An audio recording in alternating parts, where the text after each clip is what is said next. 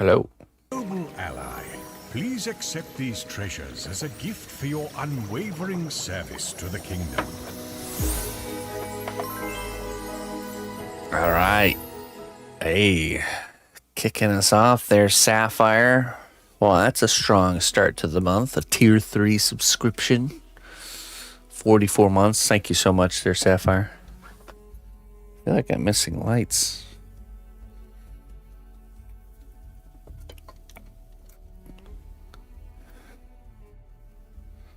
Oh. I am.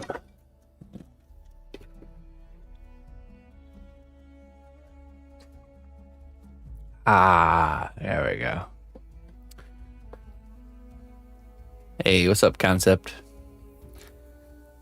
Hello, Clayton. Good morning. All right, let's get you some wisdom.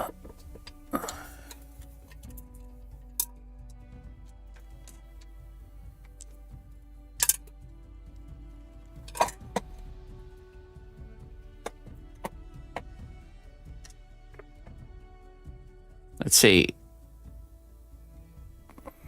Bat blood, love potion, or basilisk venom. Choose wisely.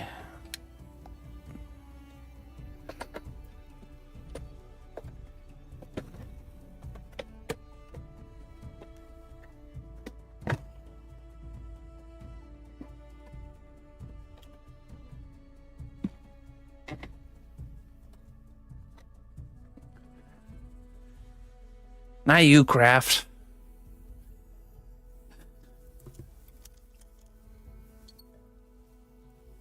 But let it be known that if Craft were choosing, he would choose Venom. Oh! And so... Venom it is.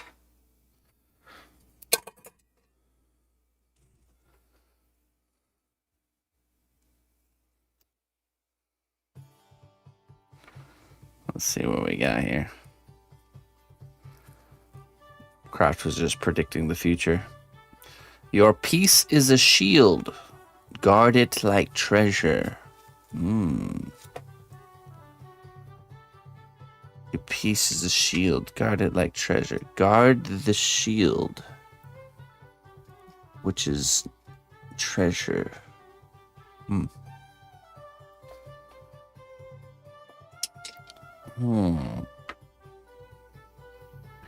What do we guard the shield with? I wonder.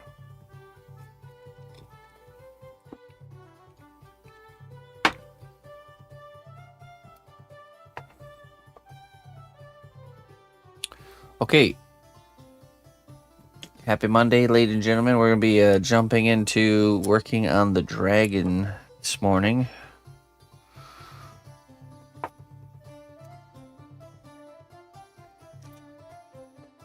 We left off with the beginning of the layers of armor.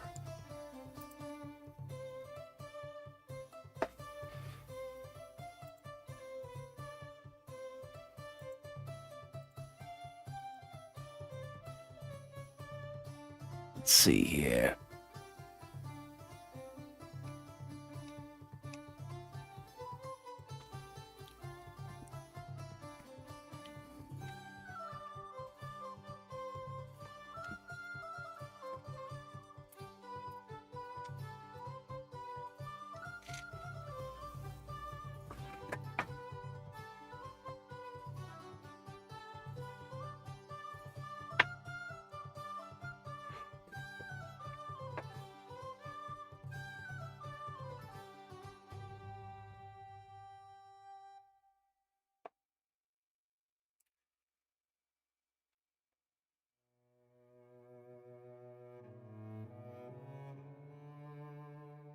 Wonder if I have any more of that.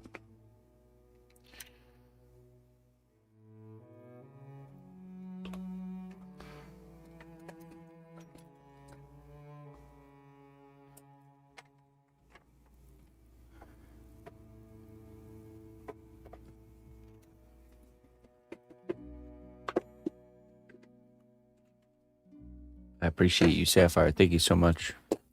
Thanks for sticking with me and being such a big supporter. Kicking off the month.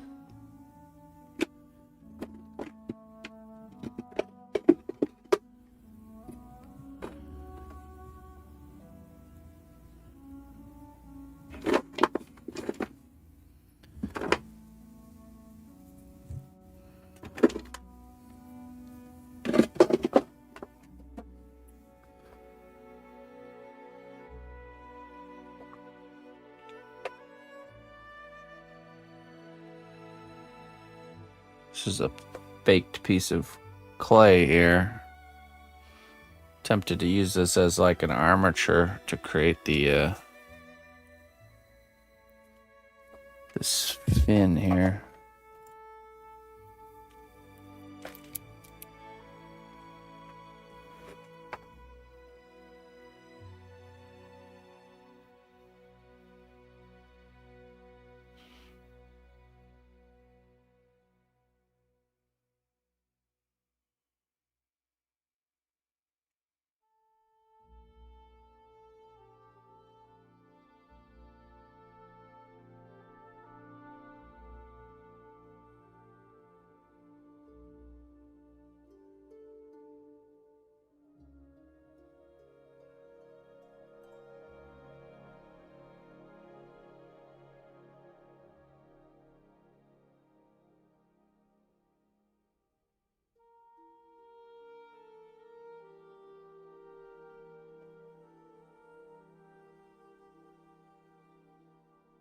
Reverse shark.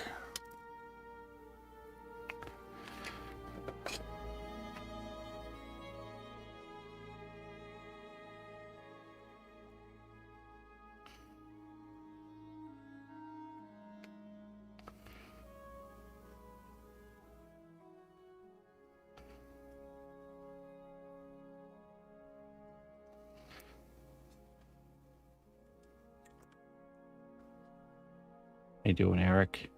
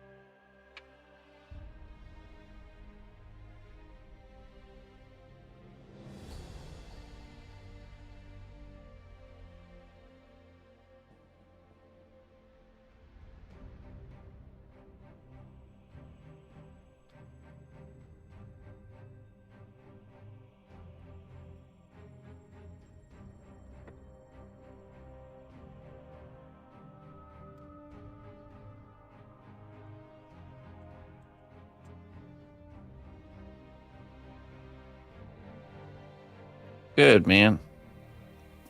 It's been a nice start to the day so far. Very pleasant. Okay, let me see. I need my bin with my bits. The bit bin. Things are a little bit jumbled up from the weekend work we were doing.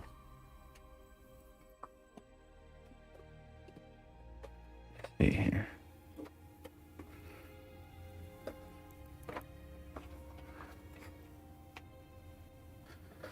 Ah, there you are.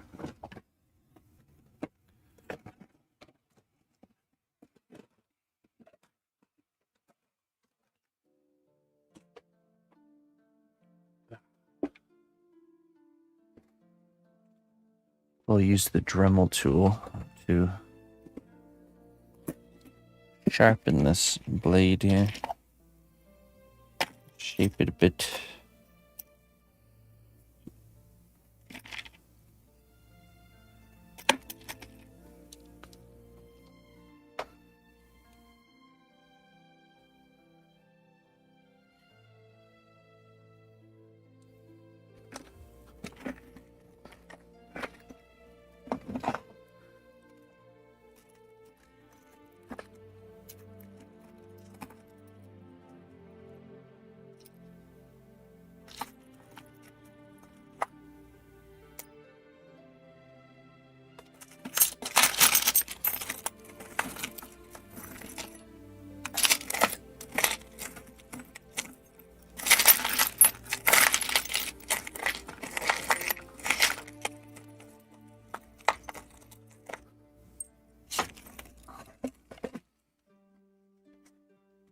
Have I tried sculpting digitally? Not really.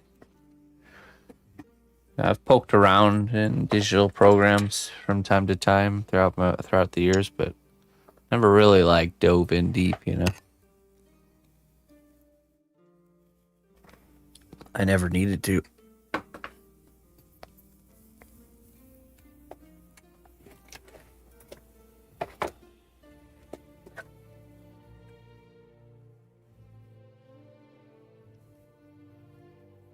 Okay.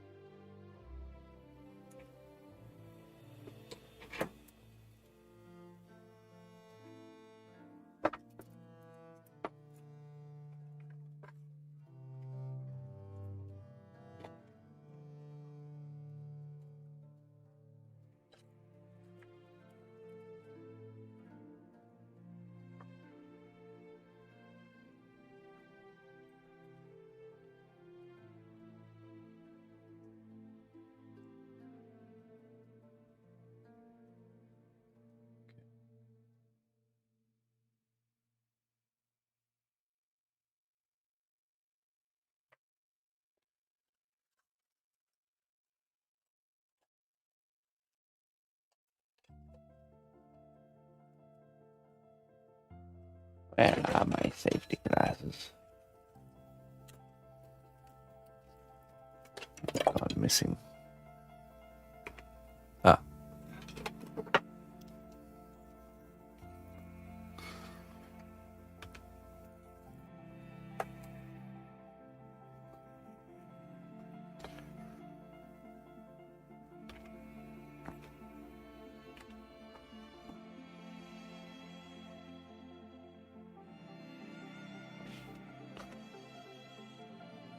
Oh.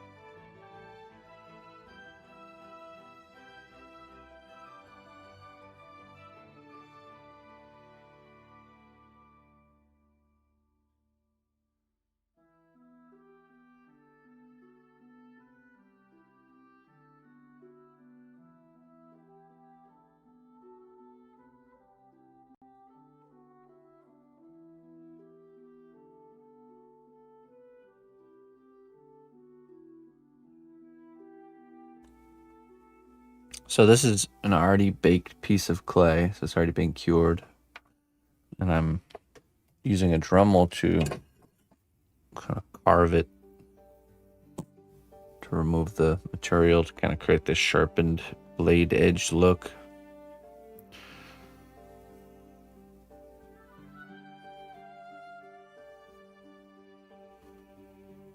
It's the biggest sculpt I ever did. Well, we just finished like a 26-inch tower. It's 26 inches tall. That's not the biggest. I think the biggest was about 3 feet tall.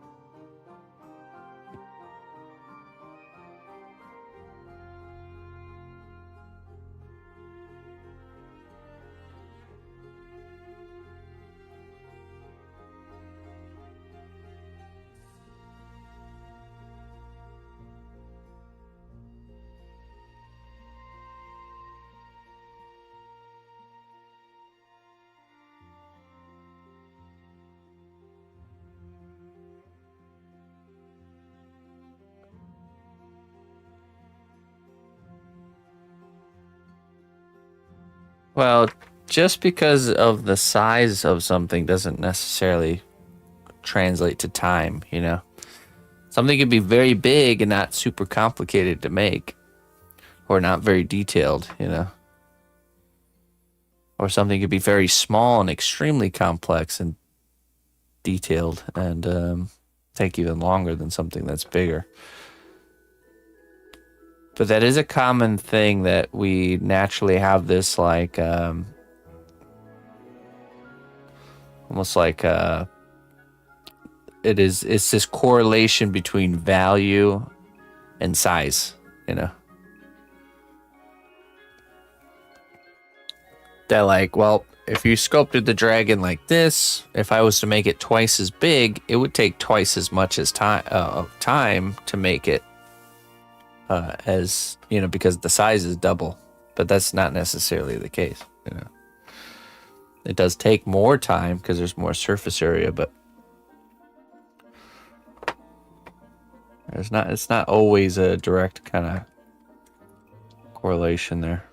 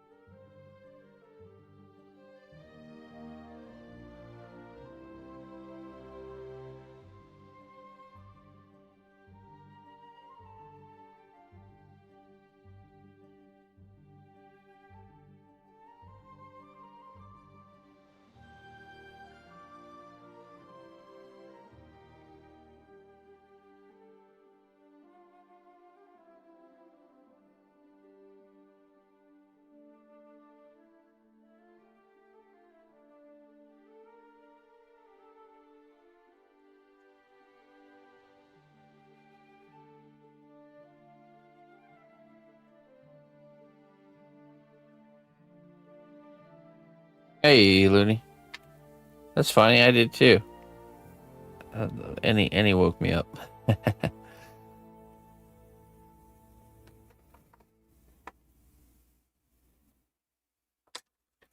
Me too.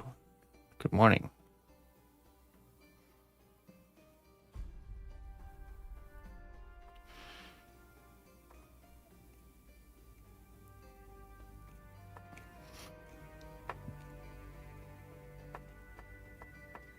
The missus finished up the paint job on Aragorn, and I was actually very happy with the way that one turned out. The likeness, of course, is not 100%, but it really pulled together. That's something I could be happy with for sure.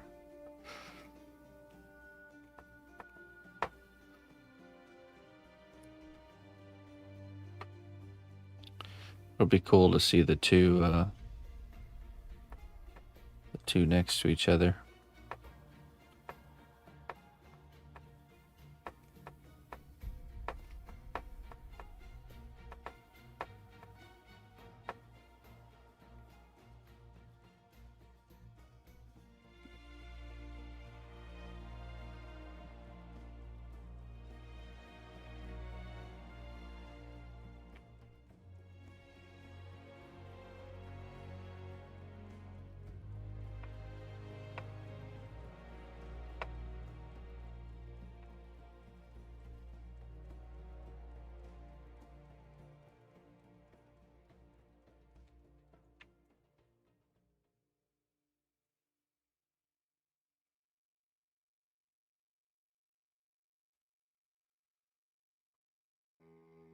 Oh,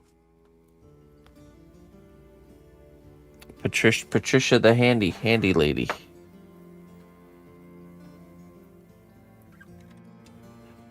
Lady of many talents.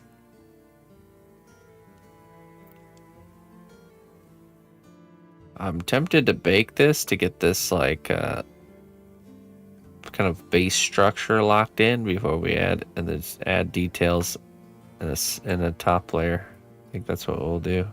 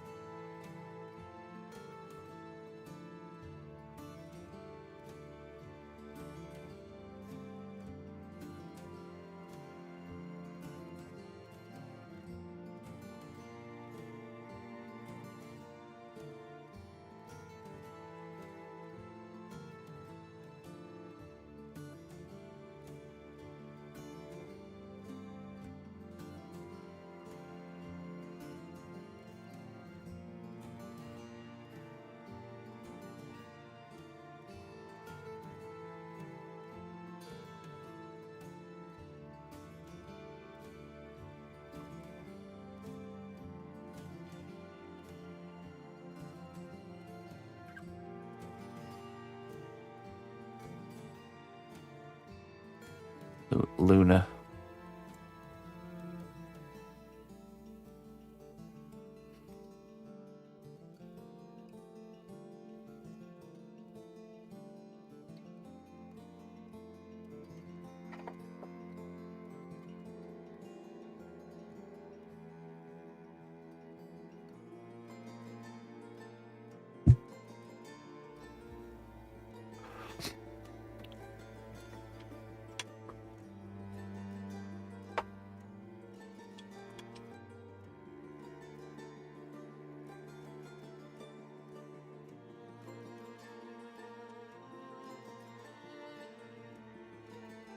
Okay, let's just take this here.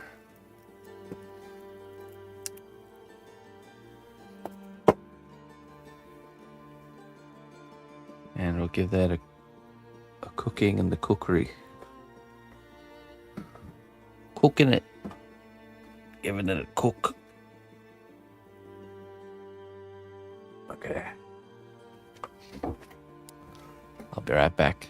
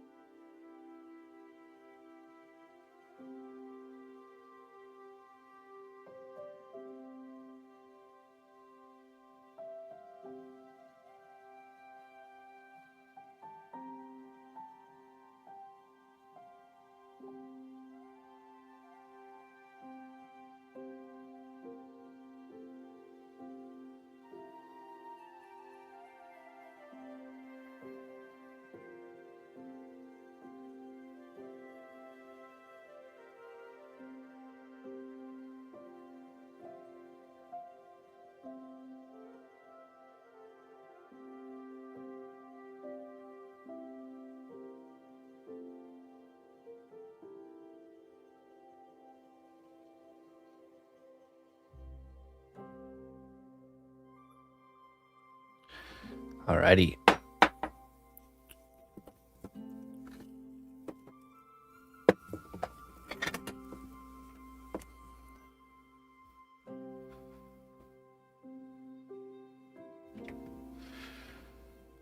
Let's get the other wing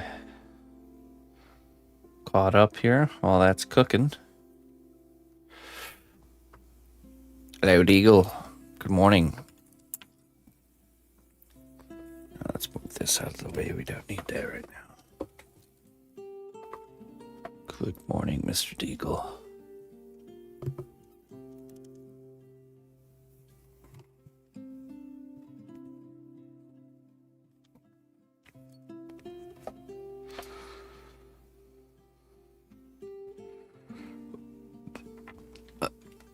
I think I'm going to roll out sheets of clay in various thicknesses and actually bake them for use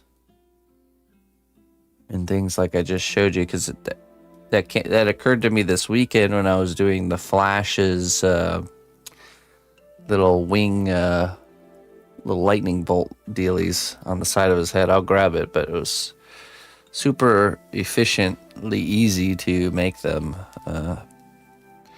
the way they needed to be, doing it that way, using a scrap piece of baked clay and kind of cutting it out with a knife instead of trying to sculpt it with the raw clay.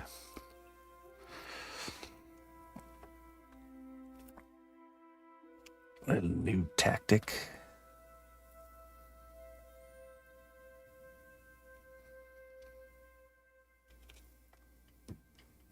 Little aha moment.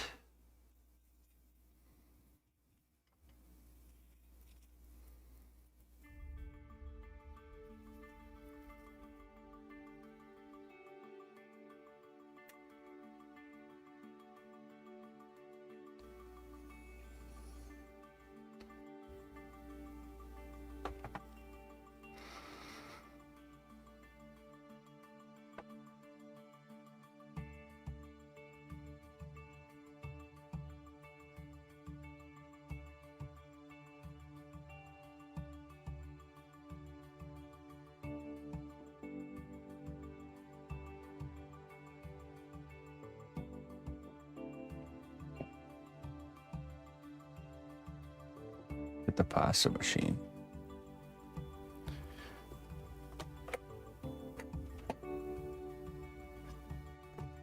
Mr. Kovic. How you doing, Mr. Kovic?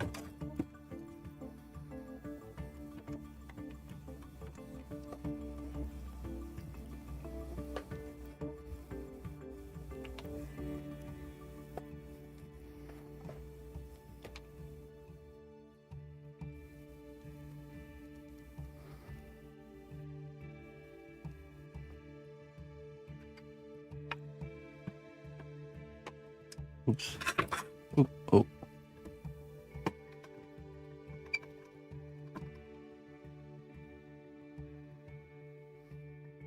Hey, Mr. Bandito.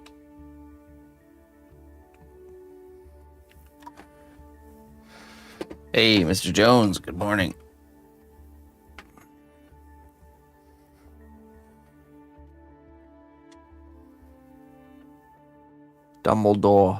Dumbledores. Hello, Dumbledore.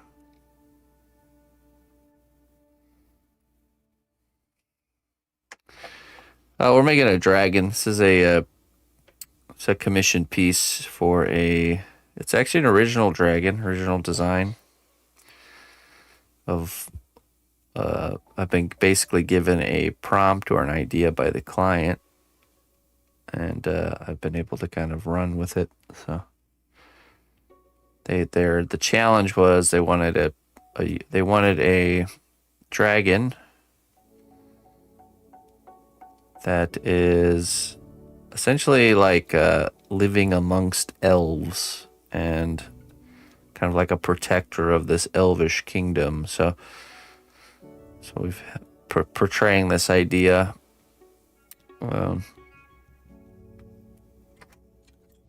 But because of the scope of the piece, the budget we were working with, we didn't do a full dragon. We ended up doing a partial dragon.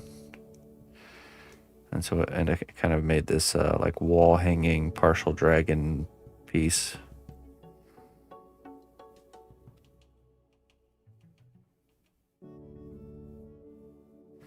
And the dragon itself had kind of a unique feature the client wanted the dragon to have is kind of like a set of armor that's produced by the elves.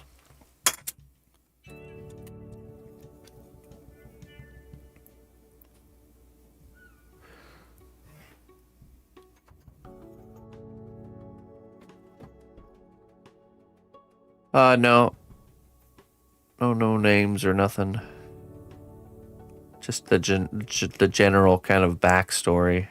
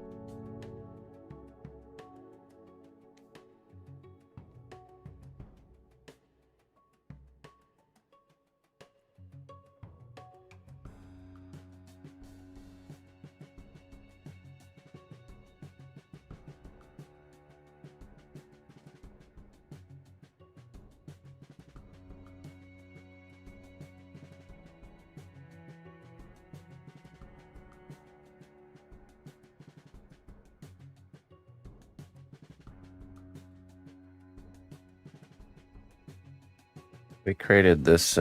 Here's the base so far. Kind of this, kind of like slightly destroyed elvish style kind of castle wall. That's kind of what I was going for here.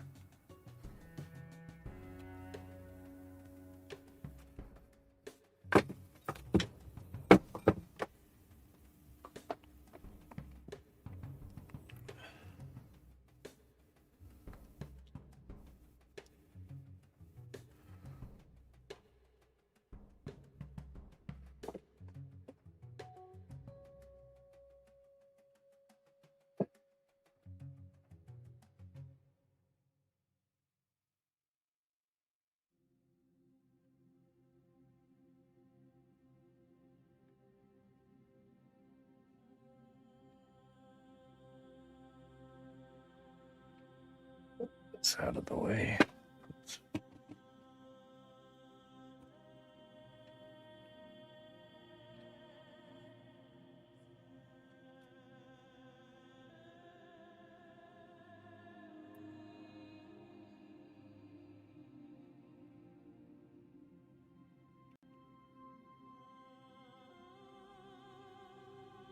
I've been sculpting now for about, I've actually been doing this full time now for 14 years.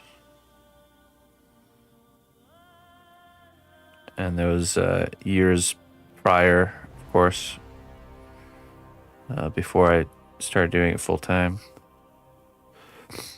About an hour today. Live in the moment.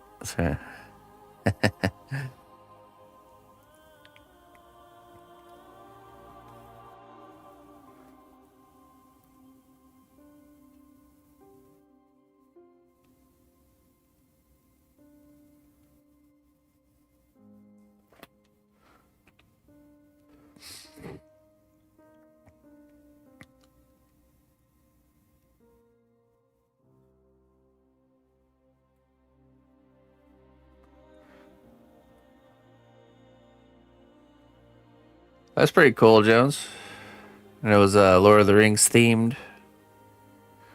Was it just skinned Lord of the Rings, or did it have actual like Lord of the Rings like language and mechanics?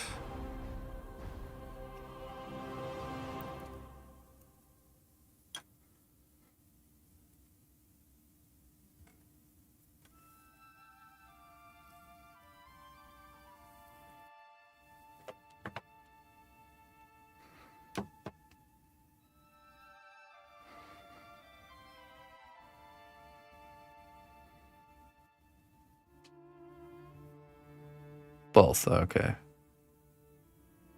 Right. What I'm saying is, it's not like a card game designed for another. It's like another card game that they just skinned with a Lord of the Rings skin, but actually designed for specifically Lord of the Rings.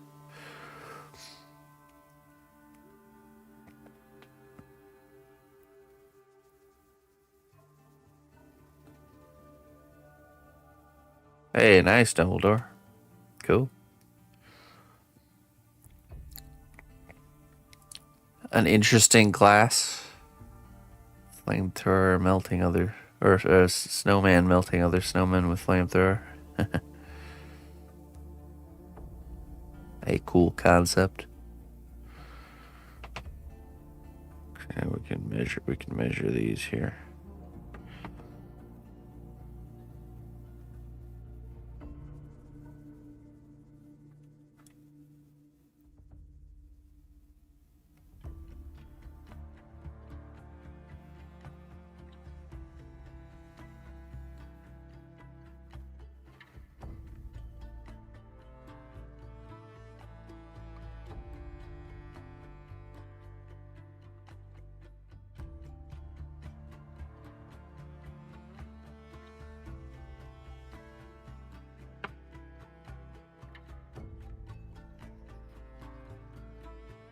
Lord of the Rings, Uno.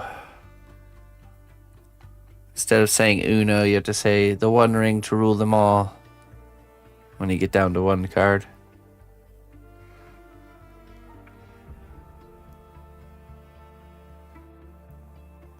That actually should be like a dark speech.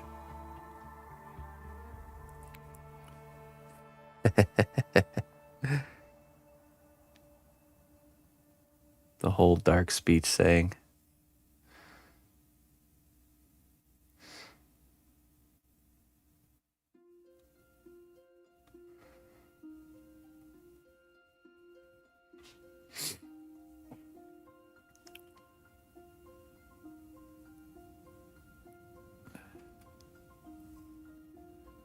My precious. Yeah, okay, there we go. That's it. You have to say my precious when you get down to one card.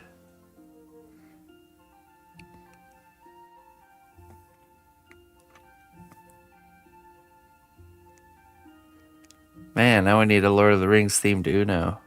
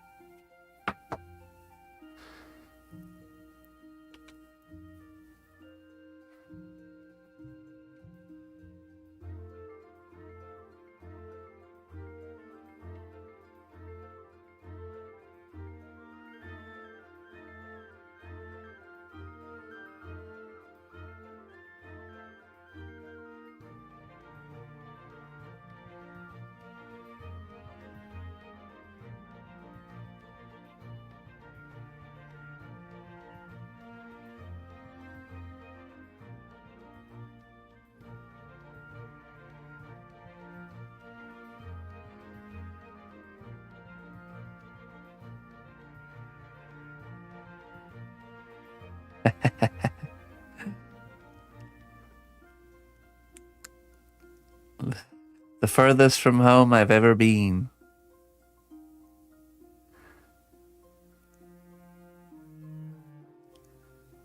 Good card.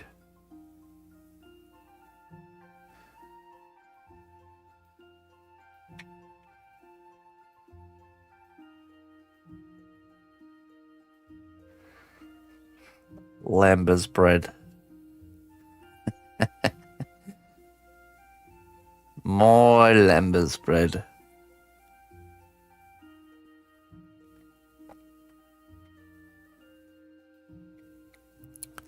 Man, now we need a card game that has all like the meme worthy quotes used as cards.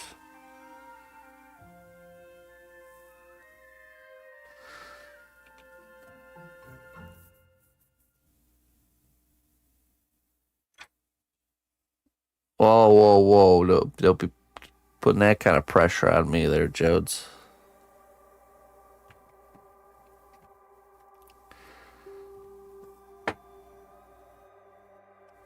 This guy over here. He'll send me the card game and then ask me every like 5 minutes after it arrives if we've played it yet.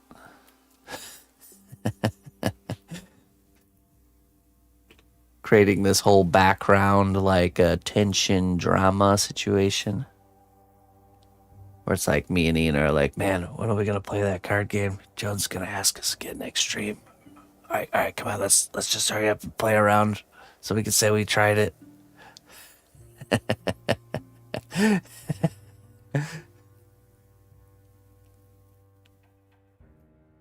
Let's just calm down, Mr. Jones. Let's just calm down here, okay? We don't need to create no situations. Slams down winning card. I did not come here to bandy words with witless worms. Just saying, so that's a hard... Oh, see, look. I'd probably be interested, but let me look into it first, all right? You know, give me a chance here.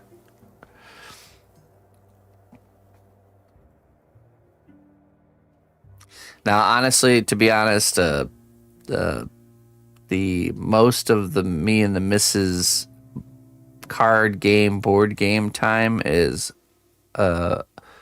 also Emma time. So I think it would have to be we would be interested in something that is something she could play too.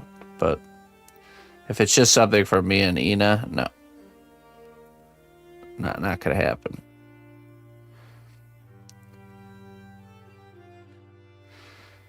We're actually just yesterday we played the matching game. You know, matching. I love the matching game. Ina's she's really good at that. She kicks my butt every time.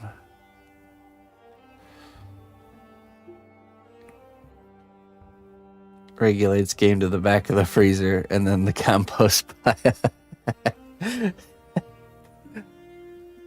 Ah, yes. Your 5-year-old loves Uno. You should, yeah, same here. We do a lot of Uno here.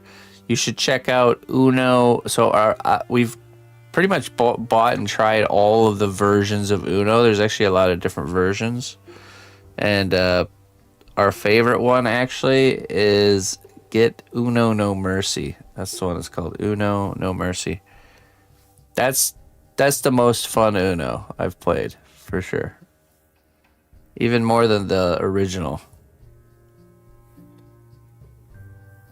It's pretty epic. You get all kinds of crazy cards like plus 10s, you know, where you give someone plus 10.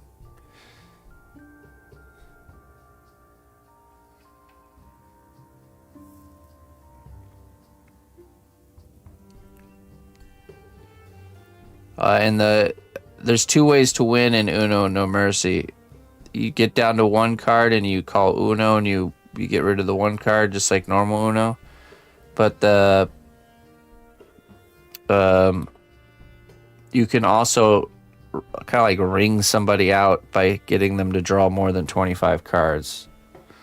Once you have 25 cards, you're out, basically. So in normal Uno, if somebody puts like a +4, then the next person has to draw 4. But if you have a +4 or something higher, you can actually put that on top of it, and all that goes to the next person, and they have a chance to like stack it up. So it can really stack up, and then someone just gets out. You know, it's like, let's say, you know, the 3 of us are playing, and I put down a +2. And then Emma puts down a +4, and then you have like a +10, and you put a +10, you know, and then I don't have something bigger or equal to +10, then I have to draw those. I have to draw 16 cards. So,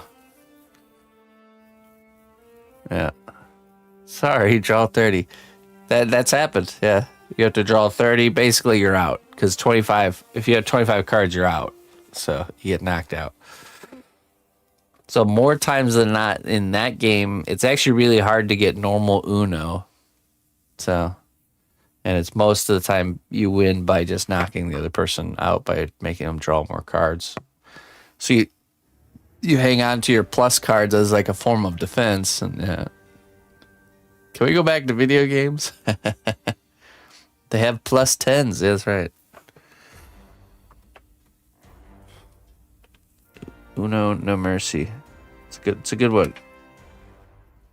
I recommend.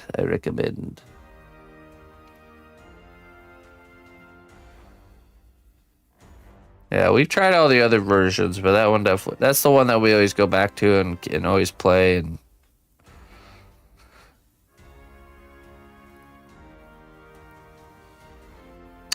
one thing I think we noticed too, because we started playing Uno with Emma early, especially with games like that, is it really kind of enhanced her math skills, this like needing to do quick math like that.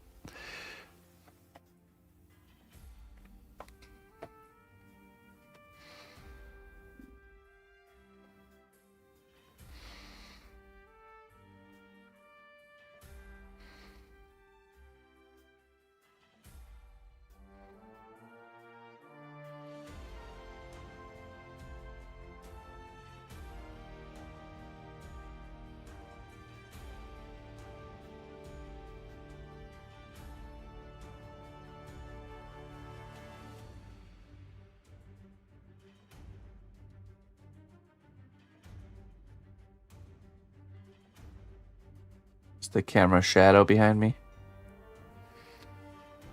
Where? Oh no, that's the actual camera. Yeah.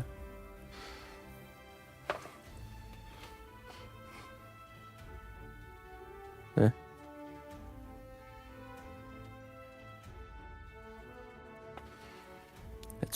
It's usually there. You just never noticed it. Hello, Atomic.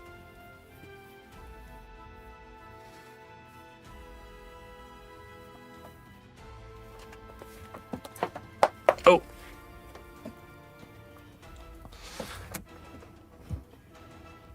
Oh, nice.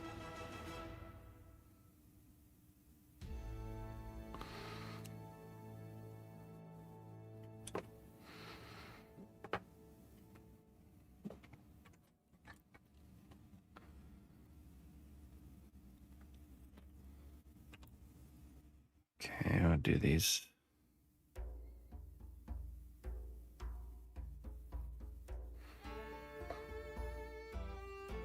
Little skin fold texture here.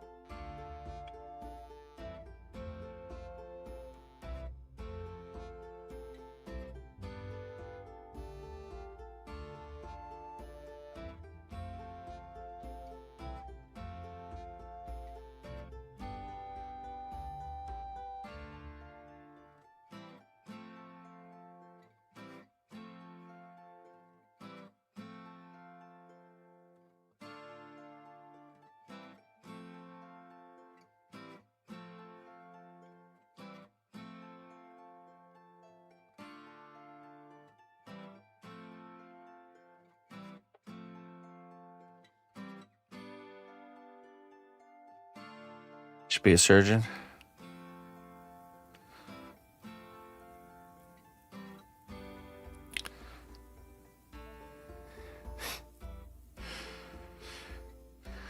Yeah,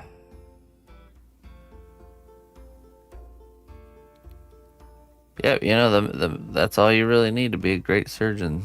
Just a steady hand.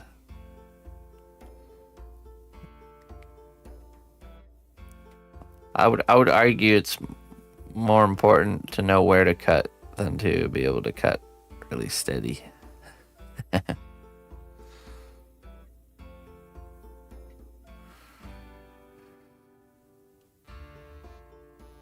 Although I guess that's important too.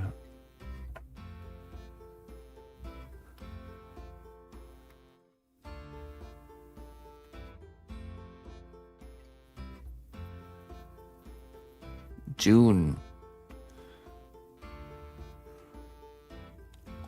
Oh, yeah, this is crazy. It's already June, huh? The summer hath arrived.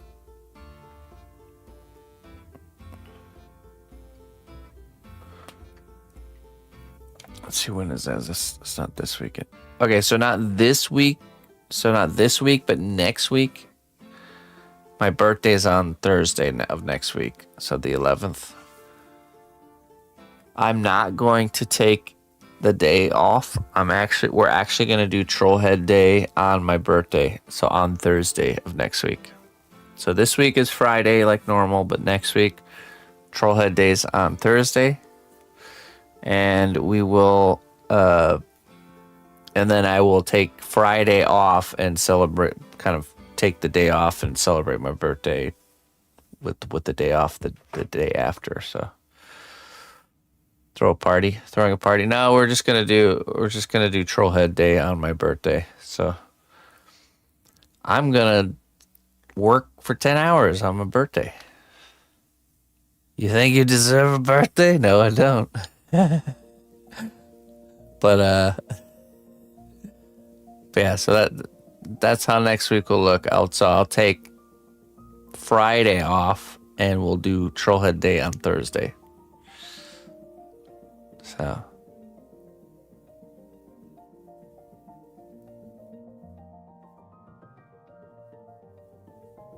whew.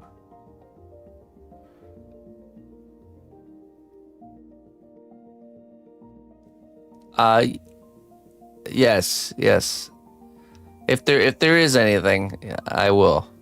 But you guys don't gotta send me nothing, trust me.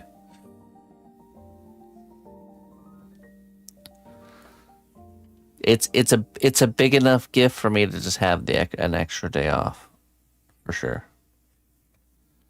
I don't need much.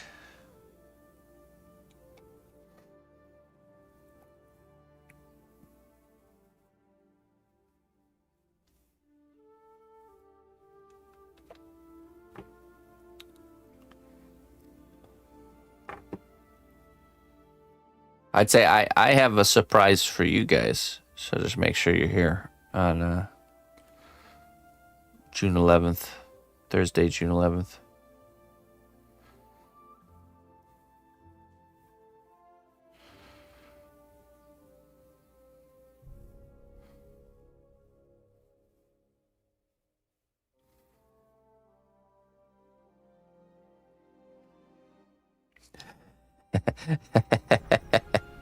Oh my goodness.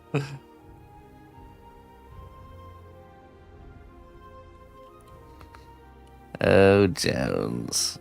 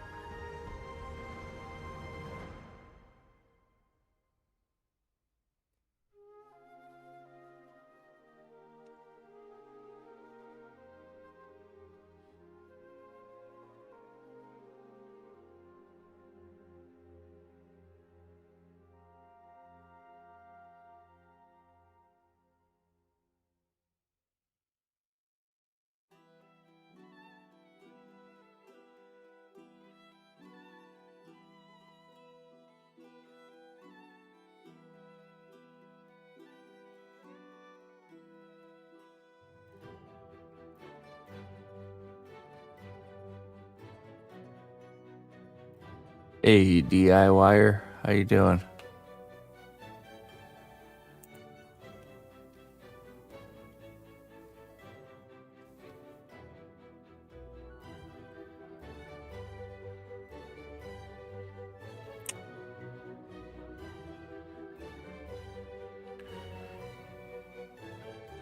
Yes, but you can still enter.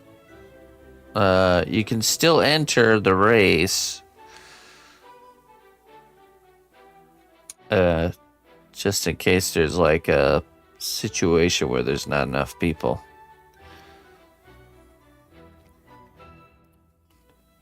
But yes, technically you would sit out a week since you won 2 in a row. But if there's not enough people, then you're good. Then it's fine.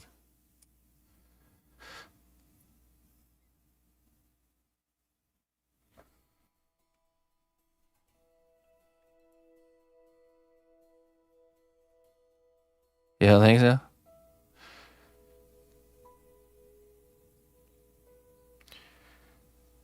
I think last week there was only what 2 extra. 2 people on top of the 4 winners. It's possible.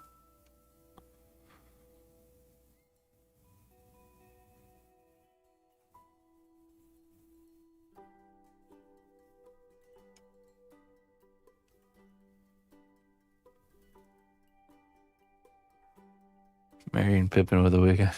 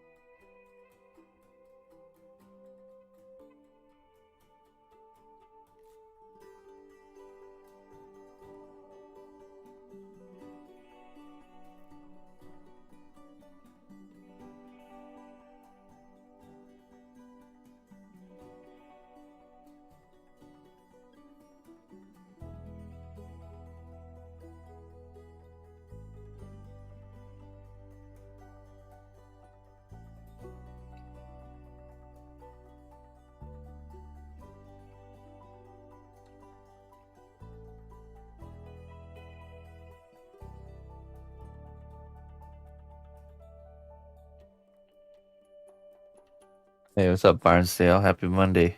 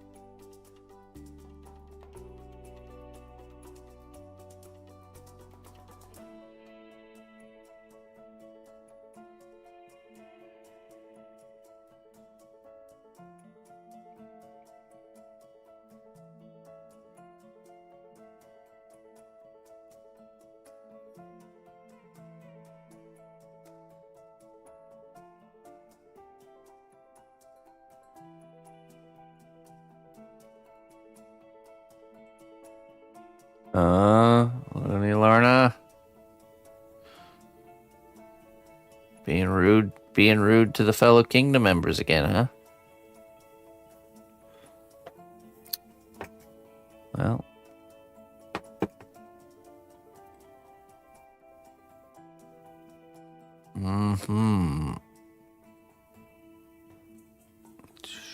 Sure you did. Sure you did.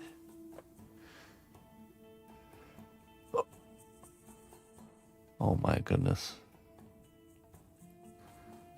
What did she say?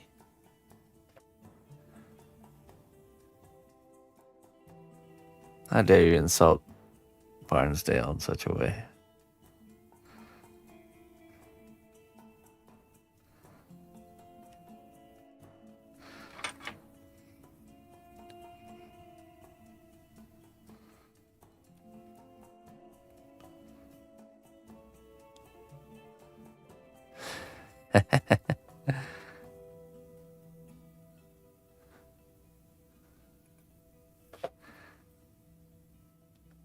Gods, remove her. Get her out of my sight. You stepped over a line you should have never crossed.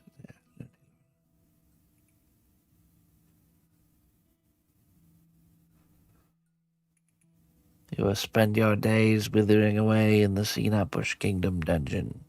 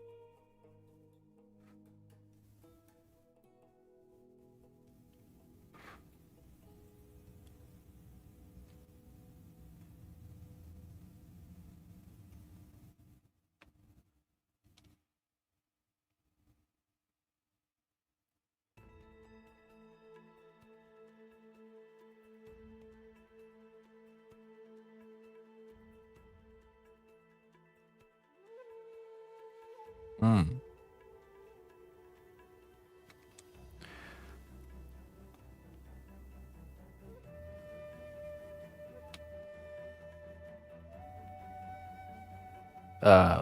Loony Landerish. It's a quite an impressive language. Loonlandrish.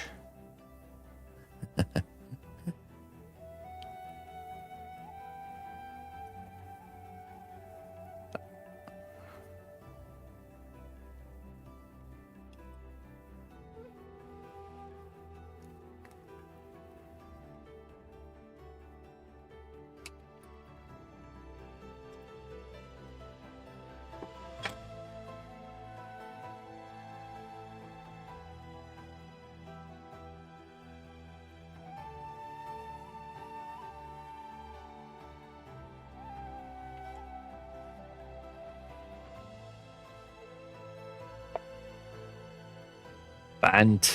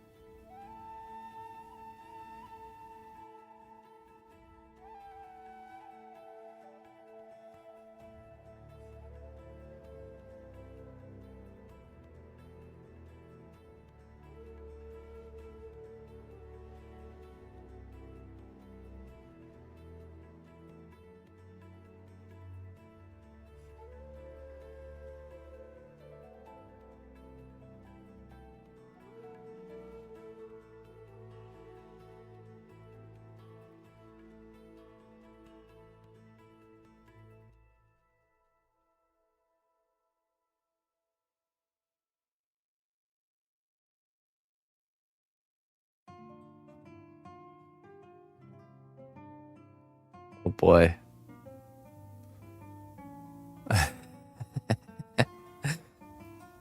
Hmm.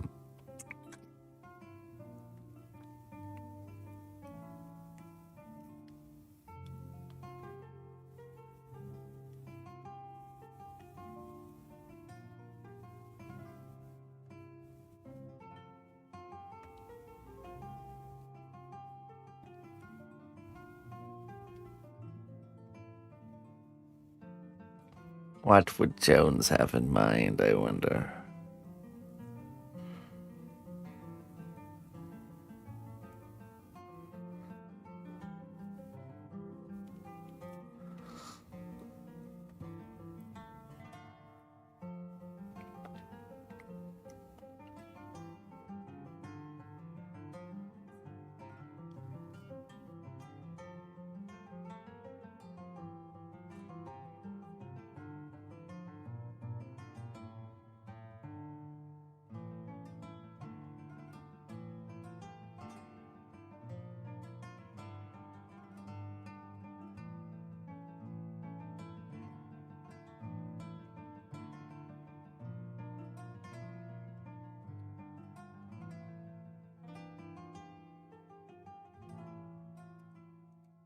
Jacket man.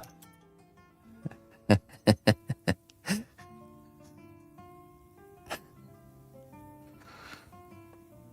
have to go gather reference.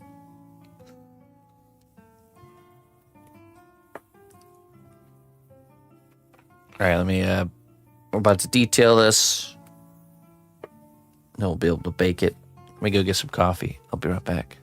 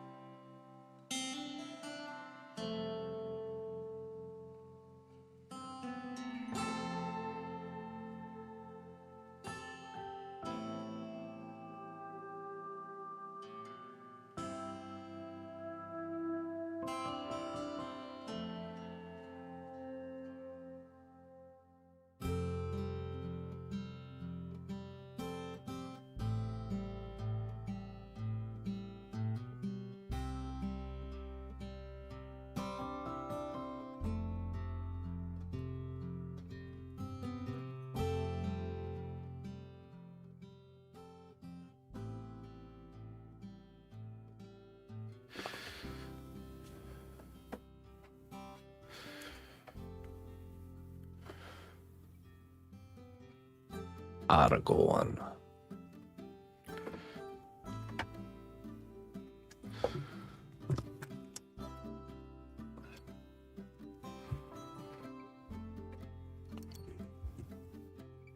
Hey, what's up, Kitsune? Hey, Mr. Soldier Dude, thank you for the raid, man. Good morning. There we go, there's Aragorn.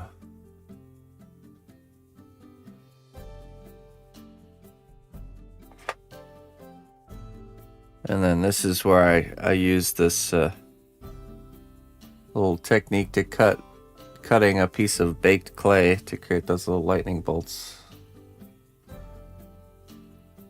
It worked out really good. Unlocked a new thing for sure.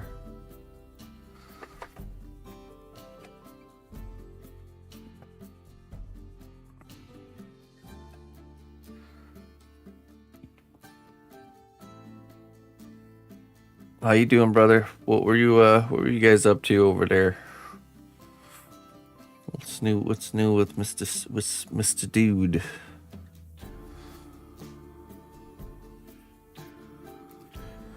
Off to work you go. All right, man. Hey, have a wonderful day.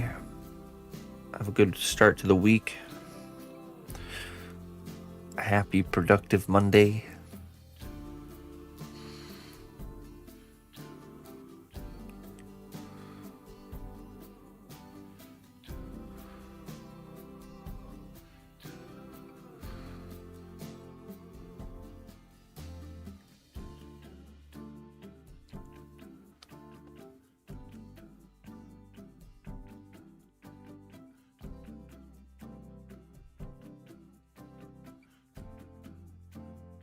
Gordon.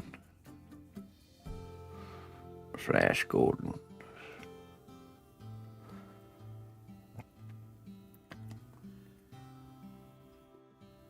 Hey, what's up, Daisy?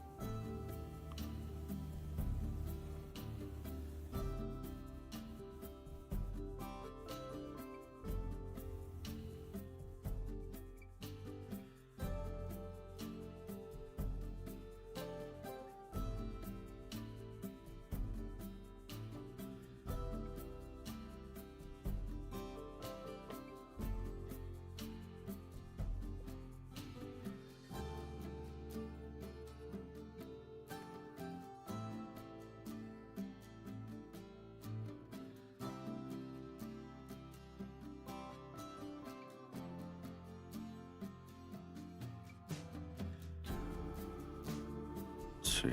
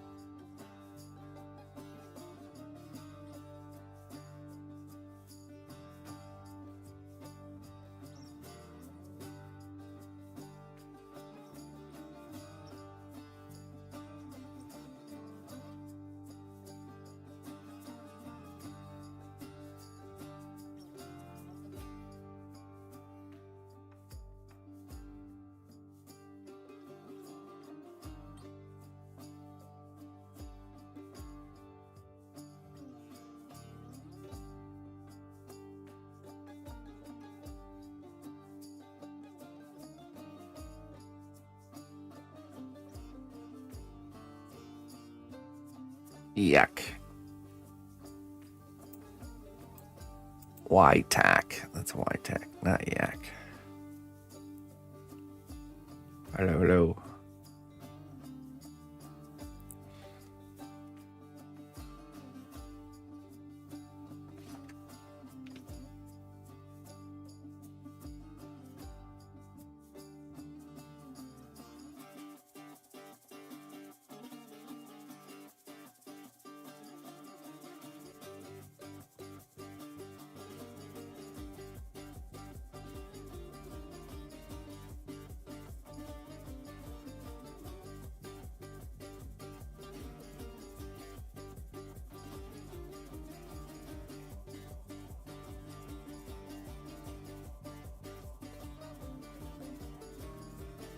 Do you have any tutorial out there for how to do the lighting in your latest pieces? It looks so well done and diffused. I did in the robot class go over lighting. So you can go check that out. Or you can ask any specific questions.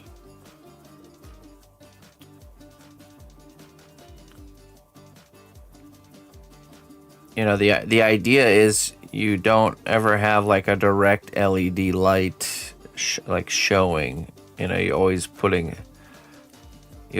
something in front of the light, something to diffuse it or bounce it off of things.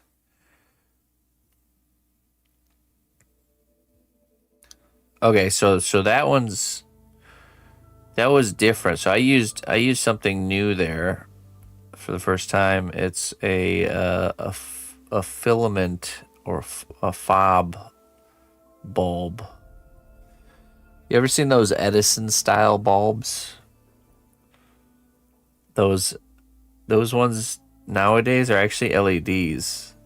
And it's kind of like a rope. It's like a rope LED, like on the inside of those Edison bulbs. You can buy those in different colors. The actual rope part. And so that's what I did. I used a piece of fob LED filament to make that look, and then I think I diffused it using probably cotton and embroidery floss combined with super glue. Oh. Yeah, so the cotton is probably usually like drenched in some sort of a glue or some sort of a varnish. I usually don't like using cotton and not finishing it somehow with some sort of hard exterior coating.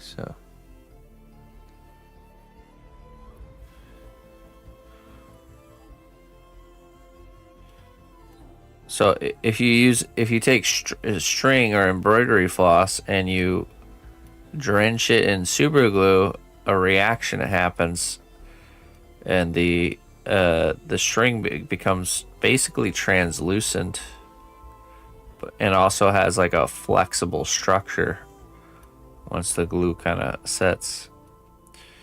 So it's perfect for building, like almost like armature building for the diffusal structure. So you use the embroidery floss and you create like a structure, and then on top of that structure you add these small pieces of cotton dipped in some sort of a hardening glue or hardening agent. I don't think it's really specific which one you have to use, as long as it dries clear, then you're good. And then that's basically it. Then you just airbrush the hardened finished result.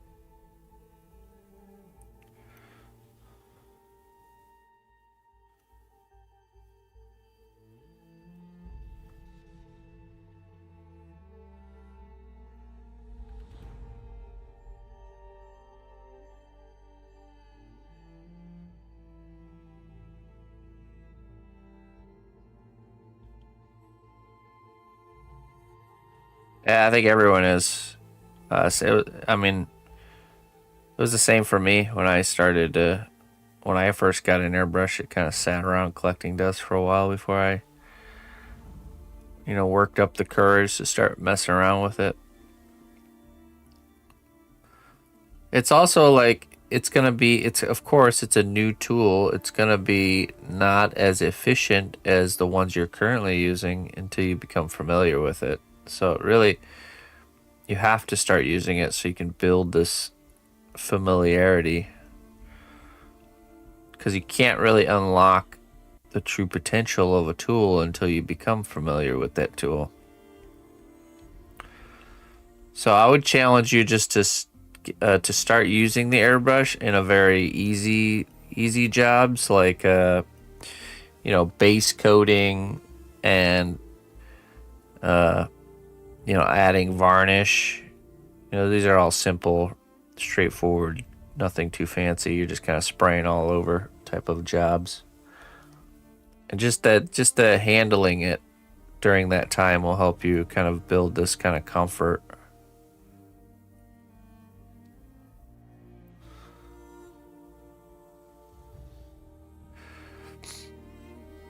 It doesn't create fumes, it just creates vapor. So, and I promise you, breathing the air in the world we live in is it's just not something you should worry about, because we're surrounded all the time by toxic substances floating through the air. So we do live in a dirty fishbowl after all, so I would stop worrying about it. What type of mask do I wear for airbrushing? You know. Actually, I don't wear a mask when I airbrush. I know I probably should, but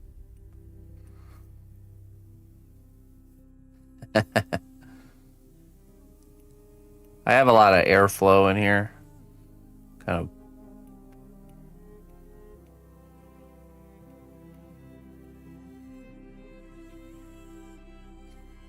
Just open a window, turn on a fan.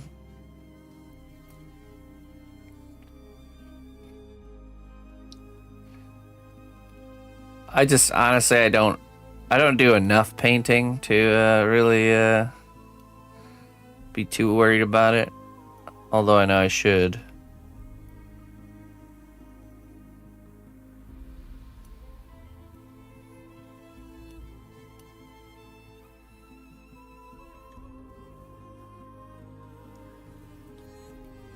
Live in Texas and you can't open a window. That changes things. I will wear one for sanding, yeah, for sure.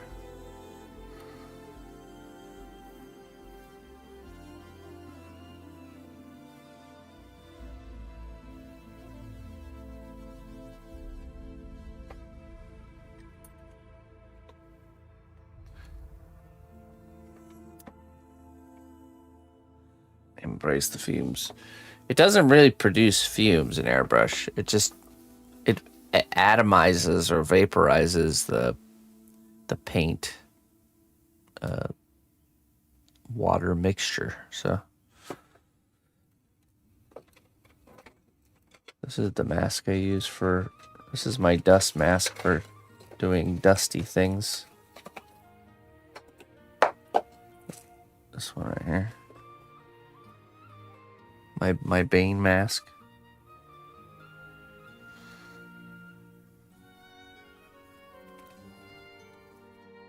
Specifically designed for people that have beards, actually. So a beard-friendly version.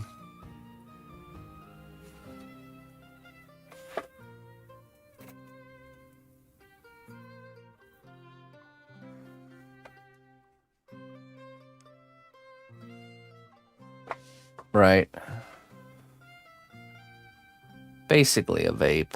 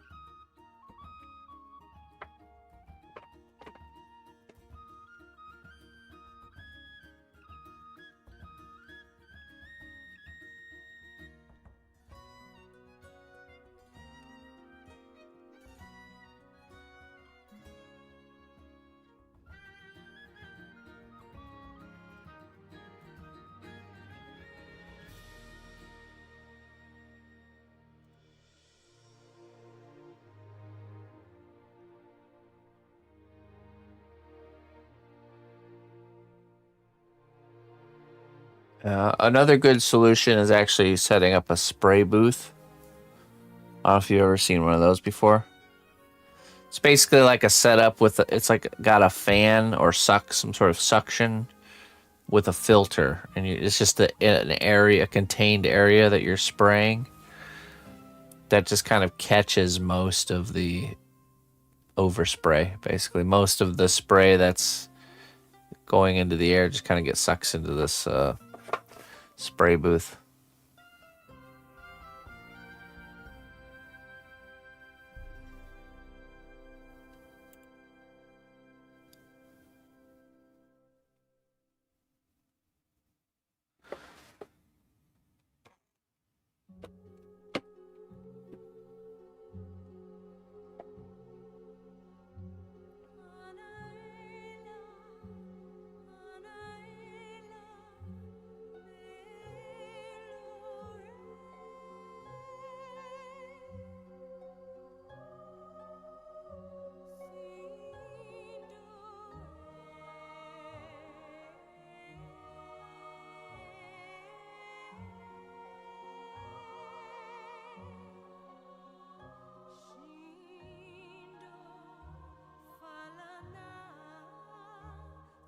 Hey, what's up, Hollow? Yeah, no problem, man.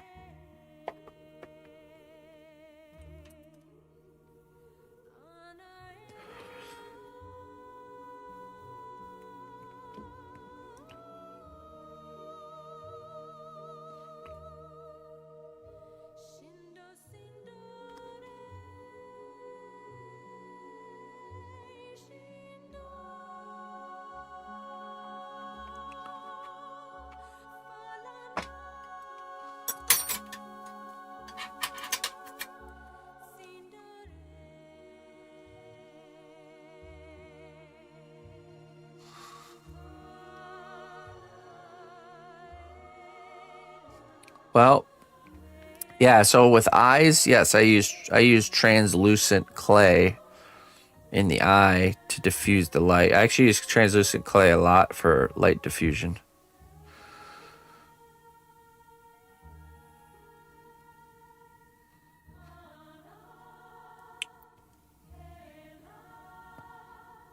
I also have been messing around a lot with using fiber optics to transport the light from the light source to the destination instead of instead of wiring the bulbs all the way at the destination. Sometimes it's easier. A lot of times it's easier to run a fiber optic.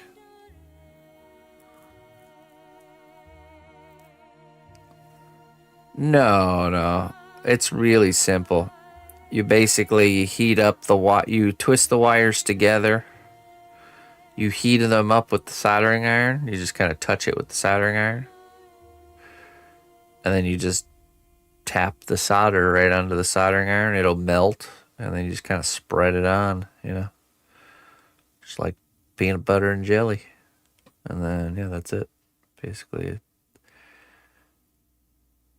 solder sticks really well if you heat up the thing you're trying to stick it to first. So if you just touch the solder to the soldering iron and you're trying to put hot solder onto a cold piece of metal, it's not going to want to stick. That's something my dad taught me when he was doing soldering copper pipes. You always heat up the pipe.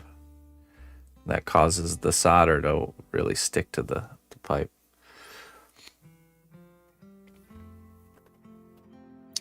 I don't think so. Not specifically a video just for that.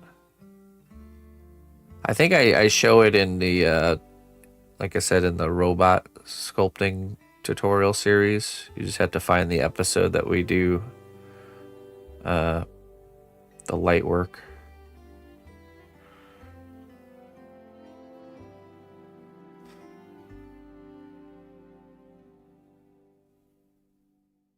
Cold joint, yeah. Yeah, where it's like, it looks like it's actually joined, but it's not. It's just kind of encased.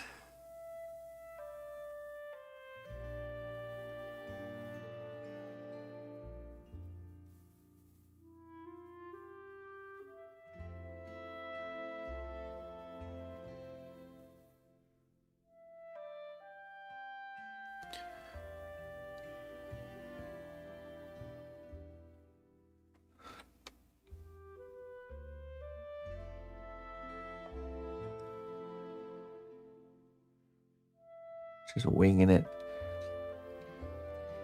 Yeah, no, I typically always use reference if I can. Even on things I'm designing, you kind of back up your design with reference. And, the reason that is, you should always use reference, even if you think you know what you're making, because there's always room for improvement. And if you have reference in front of you, it'll kind of guide you on that finding those improvements to make. Whenever you make something without reference, you're only making what you know. So you're not actually learning anything new, but more just kind of regurgitating what you already know. When you work with reference, you're going to pick up new things. You're going to pick up new little shapes and textures, and maybe things you didn't notice the last 100 times you looked at the reference of something. That's just reality. So I think everyone should work from reference. The reference teaches you new things.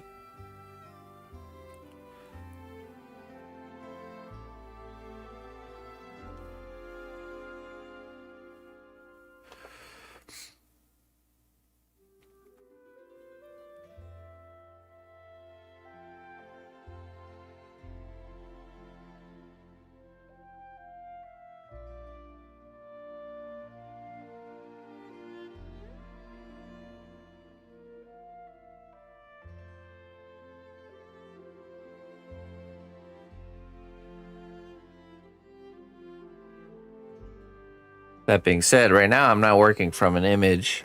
This is my reference. The other wing I already did. Which, when I made this one, I probably used reference. So I'm referring to this to make this. Because right now I don't want anything new. I want to just make the thing I already made just again. So I don't. Now would be a bad time to discover a new scale technique I want to use, because then I have different types of wings.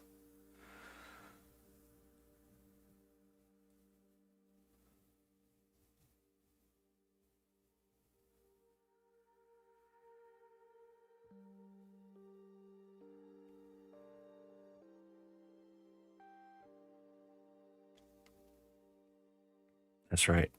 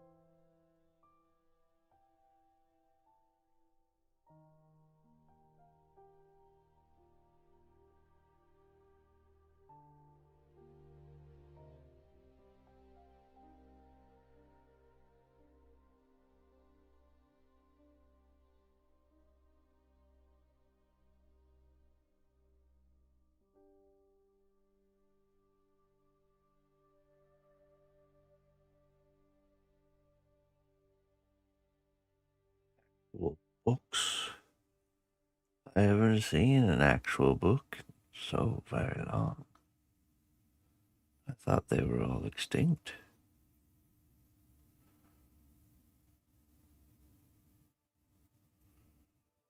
With real pages, you say?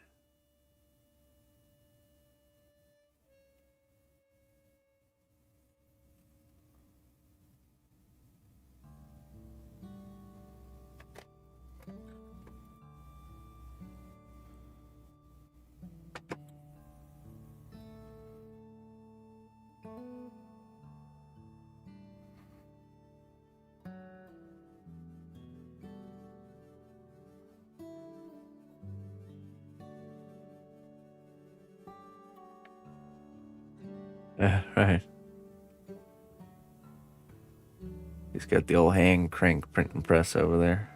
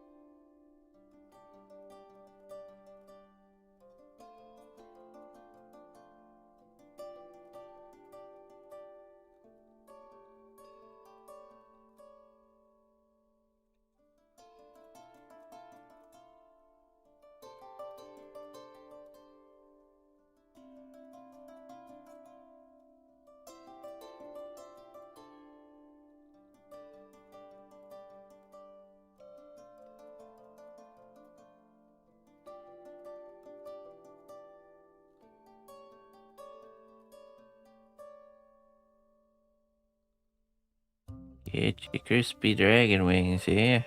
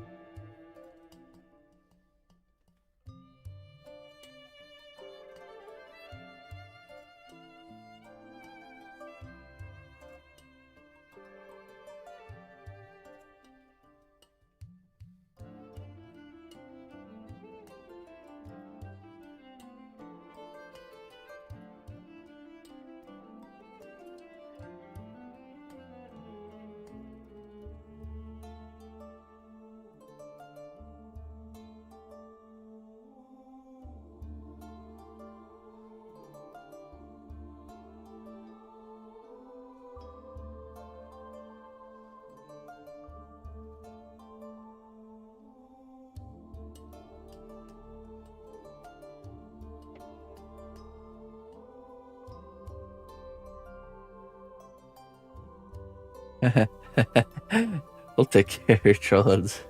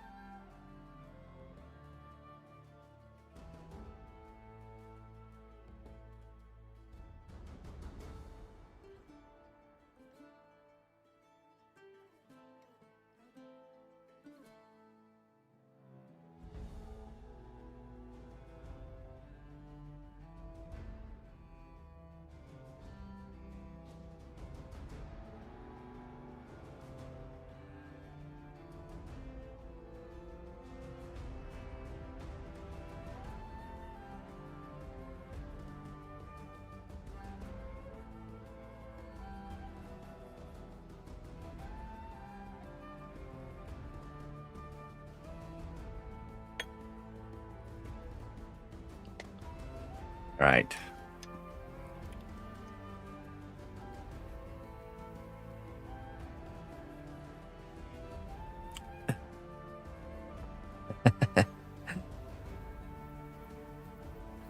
Signed photos.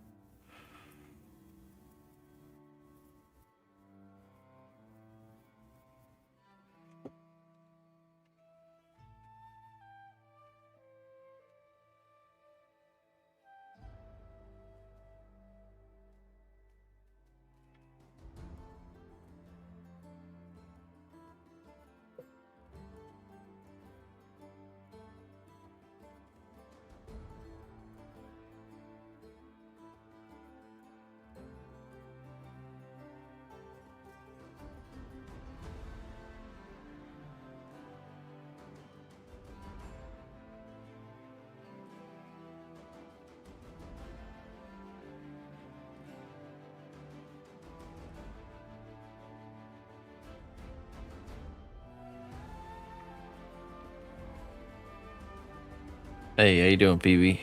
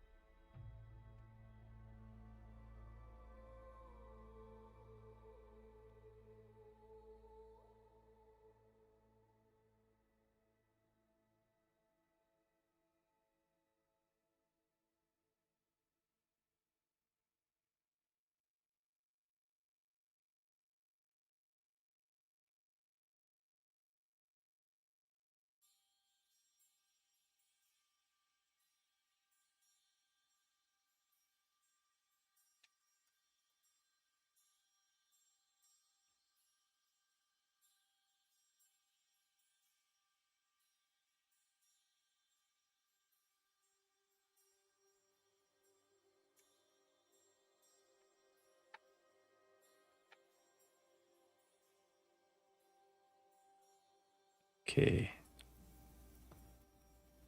Let's get this wing cooking.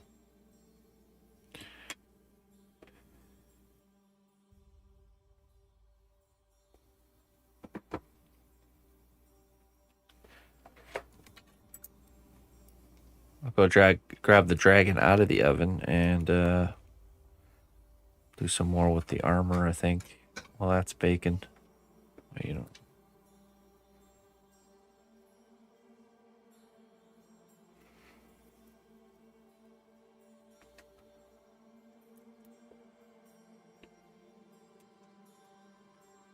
I'll be right back.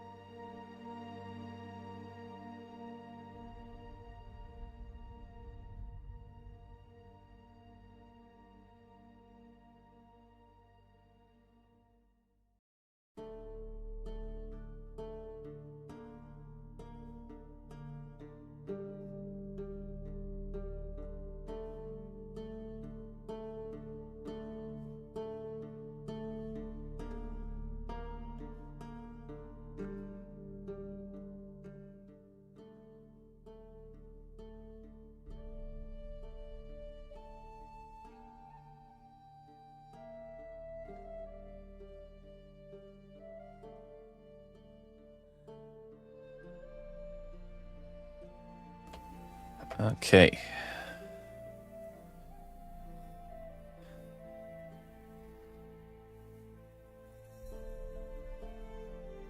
Still very hot. Easy, easy. Easy does it there, buddy. Okay, too hot to touch. Good morning, Mr. Greg.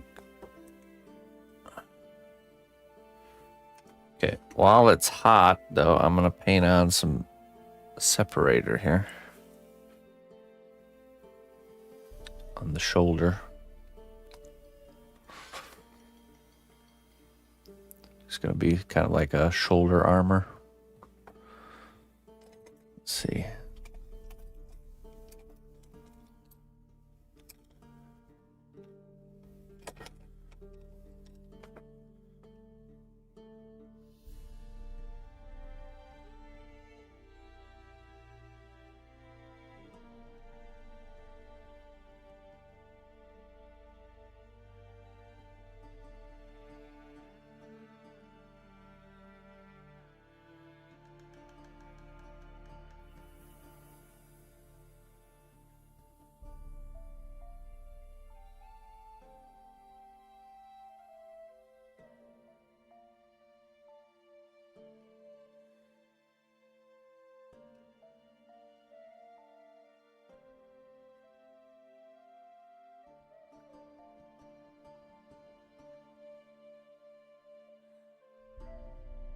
There.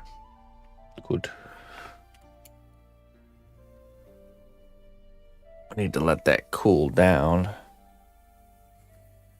We can mess around with the base while that's cooling.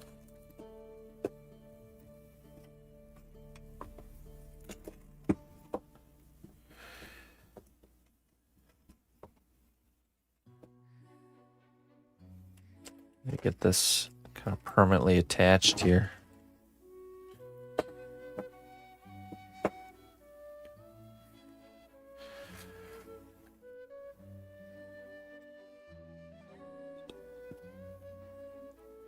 Although I think before we do that, we're gonna sculpt like a kind of a partial wall here.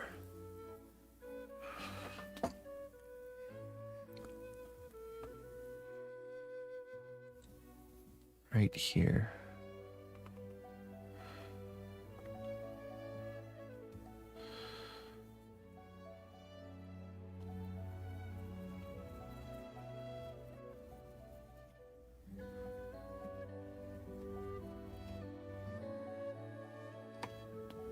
Let's see.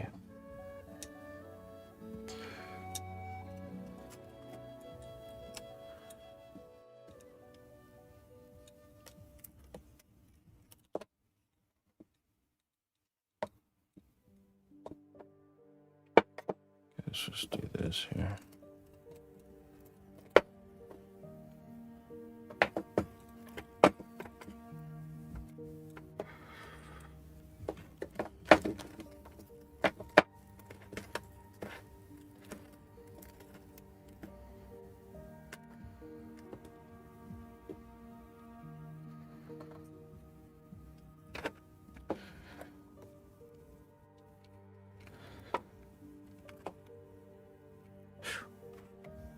Kind of like this.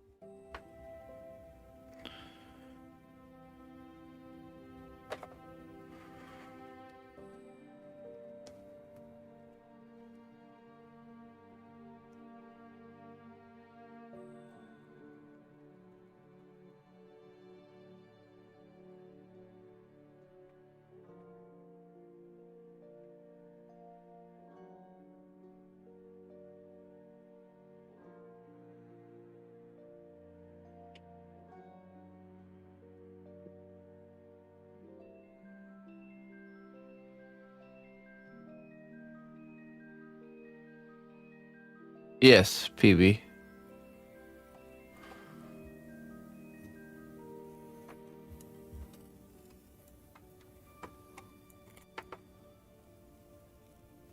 Is this wing? Yeah, this one. Need to see where this ends.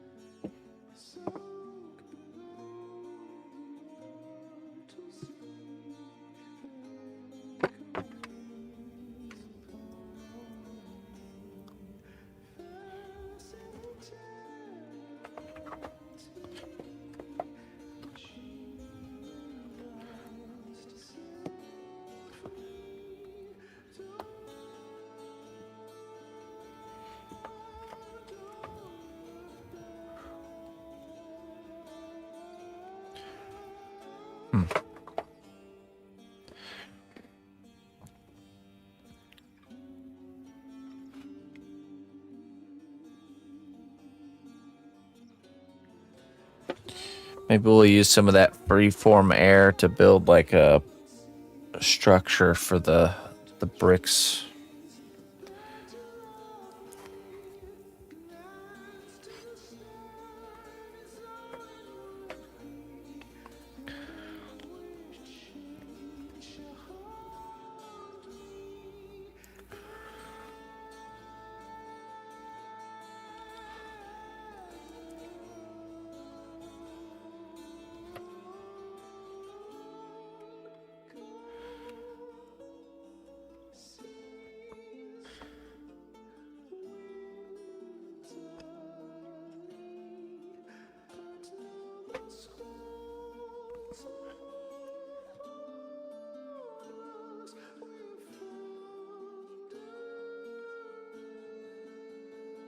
No, Jones.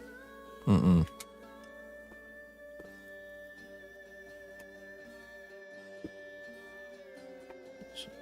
They hang on to it and display it for a year. And then if it doesn't sell, then it comes back. That's all right.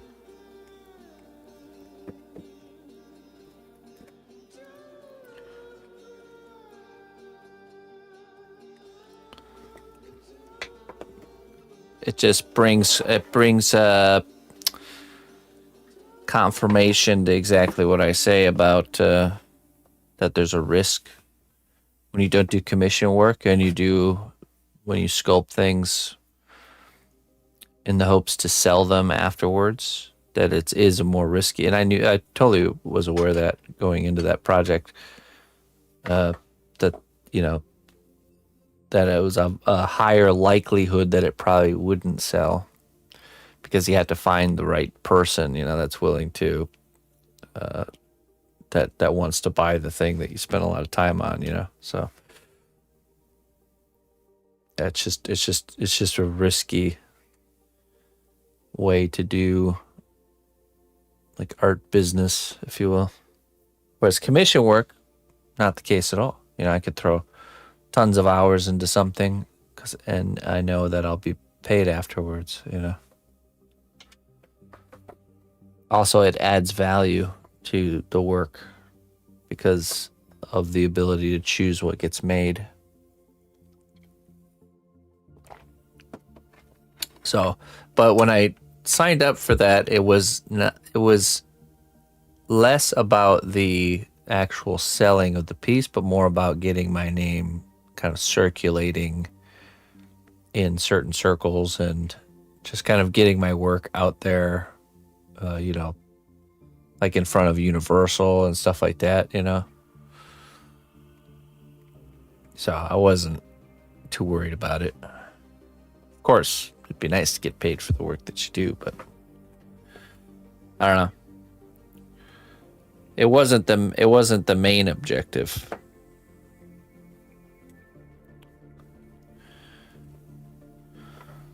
So that's okay.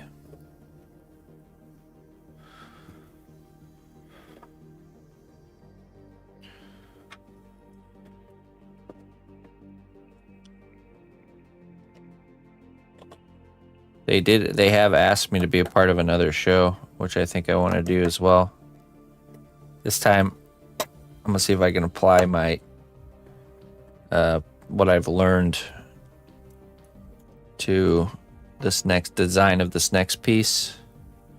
Because here's my theory. It's an issue of price point, which before I had, I can't share the theme yet, but I knew, so before I even signed up for that show, or they asked me to be a part of it, and I got on the phone with the guy who runs one of the people that runs the gallery there. His name's Omar, a really nice fellow. And I asked him questions as far as like what like average price point people would buy, you know, like what's the budget, kind of like what's the budget of this piece that I'm about to make. I got to design it fully. And so I was shooting for a particular budget for the piece, but by the time I got done with the sculpture, it had grown and shifted and changed to the point where it just had to have a higher budget in order to make sense, you know. So next time I'm going to really lower the scope and execute something really well that has a much more narrow composition. So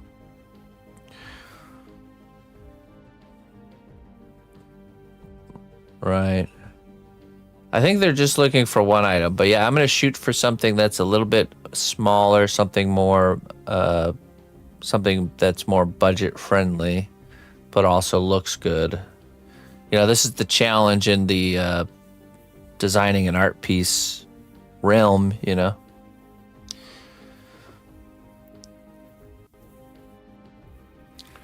Where you have to make something that looks nice, but also can fit within a certain time frame of creation, so it can fit within a certain budget. Stick figure Jedi. Feature creep. What's that? I'm not familiar with that.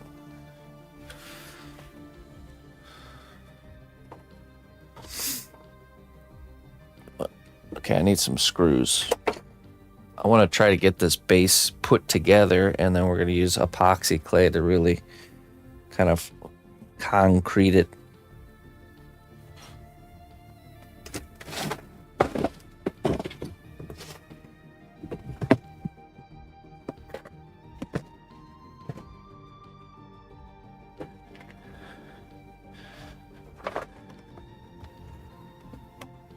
Oh yeah, feature creep. Nice. Yeah, like the original. So the original idea of the dragon was actually to be more of like a wall hanger style piece, where it's almost just the face of the dragon, and then the character standing behind the face, right? You know what the problem was? The problem was I didn't sketch. I should have sketched it first, because when I got it, I created the face plate and got in there to create the character, but then realizing kind of the distance between the face of the face of the dragon and the character that's standing there meant I had to sculpt more of the head and then more of the neck, and then it just created this. I had to, because of the scale that I had made everything, it had to grow in order to make sense. So.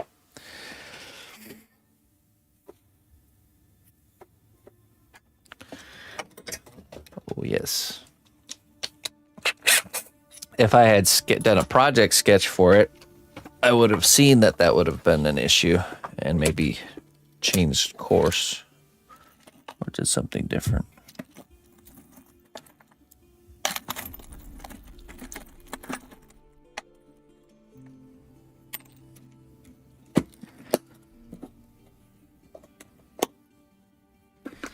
New features kept creeping in. It's a nice looking piece. I'm very happy with it. And maybe it'll find a home someday. Never know when the right person comes along. So it'll be there. It'll be on display there for a year, I think, or until they want to send it back, basically. And then once they send it back, I'll be able to sell it myself. And of course, then we can remove the gallery fee associated, so the price will drop significantly. Yeah, that's basically what will happen with that. Because that's another aspect, is when you work with a gallery, you have to like upcharge everything by at least 50%, because they take a 50% cut. So, which is pretty significant.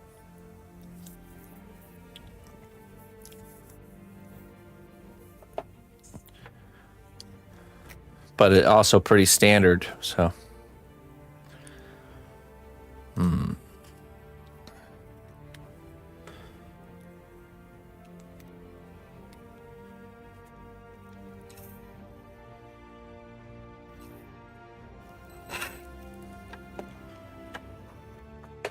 Okay, we're gonna create some of these mounting points.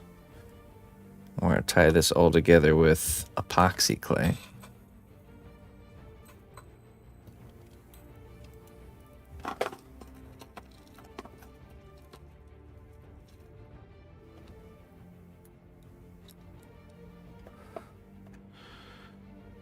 Well, I told them, I established my price, and I would, whether it sells through them or through myself, that's the price I would like to get.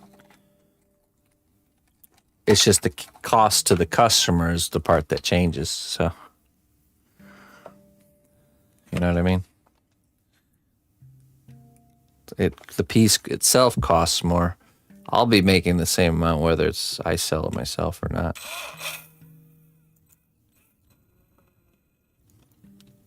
I guess part of me wanted it to sell so the gallery would want to work with me again, but they already want to work with me again, so so the mission was accomplished there.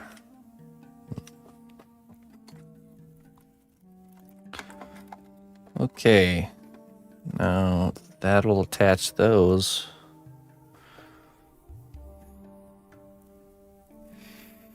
How long have I been sculpting to sell? For about 14 years, 16 years total. Yeah, I think I sold my first piece about 16 years ago.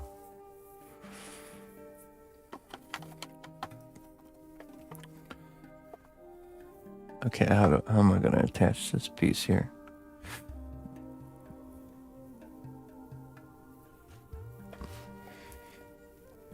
Do I sell a lot? I do mostly commission work. I usually don't make stuff and sell it.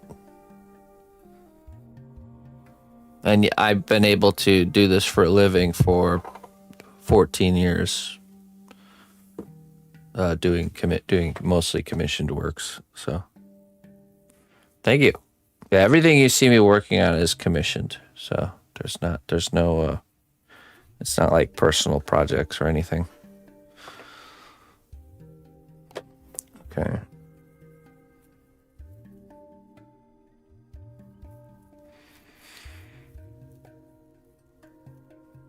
I sell 4 a week. That's right. Yeah, the troll heads really up that number. Noble ally, please accept these treasures as a gift for your unwavering service to the kingdom. Silent bullets. 60 months of support. Thank you so much, my friend. Thank you very much. I appreciate that. Bat blood. Let's see what it says here. I hope you're well, Silent Bullets. Happy Monday.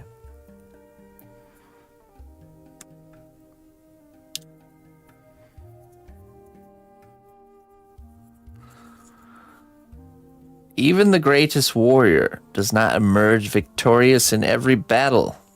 Value your failures just as much as your victories. How appropriate what we're just talking about. That's right. There is more value. There's more value in learning what doesn't work.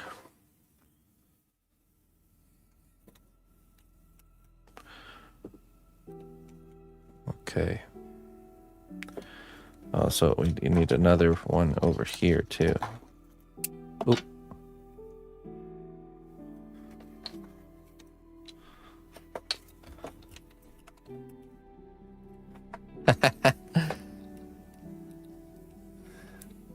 You know, Looney Lorna, there's a common denominator with all these fellows.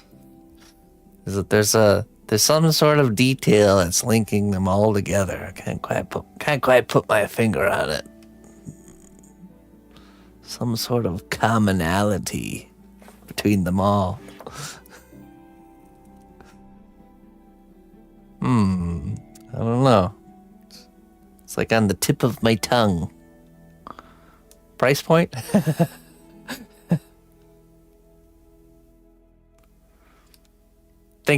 Listen, boss man, my failure is actually more valuable than if I had succeeded.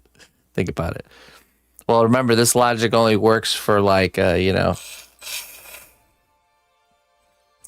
you're a cog, that didn't work really well. If you're a cog in the machine, then you're a defective cog. But if you're a brain in the machine, then that's true. And unfortunately, the employee or relationship does not view failure very kindly. But when you're doing your own thing, when you're in the realm of establishing your own skill, it's very valuable.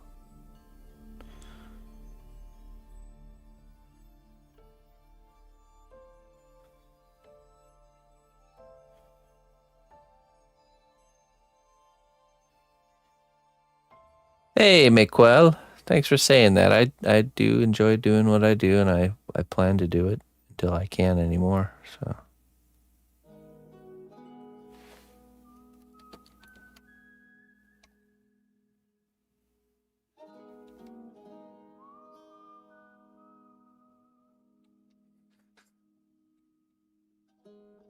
Careful, PB will gesture wildly at you if you don't get him upset. You won't like him when he's upset.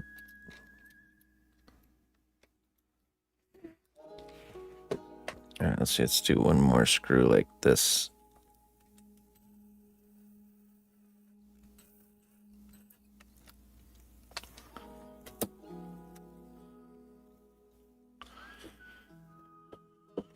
Okay, you know what? We're just gonna focus on this part right here.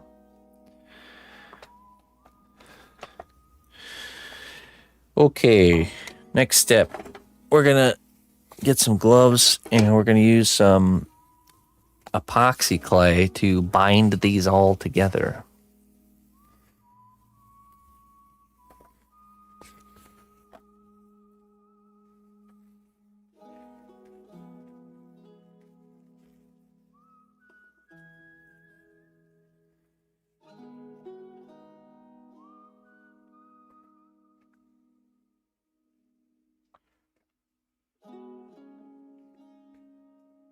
Let's use a little bit of steel stick so it hardens right away, and then we'll use a different kind of epoxy clay to fill in the rest. So I also want to build the structure to the wall. So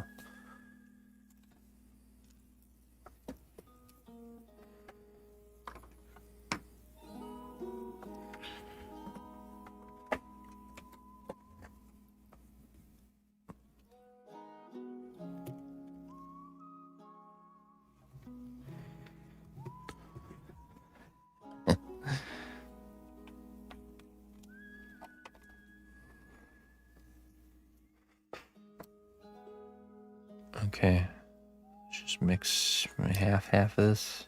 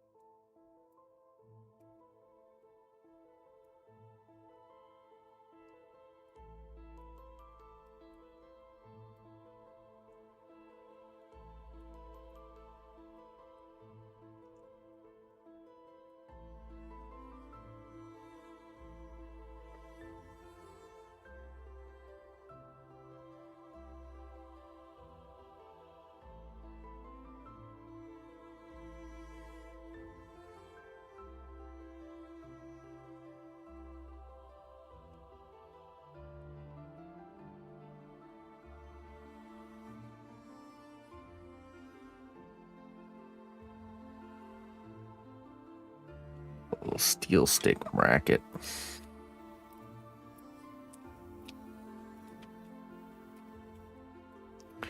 We're just gonna steel stick our way out of this situation here. Classic.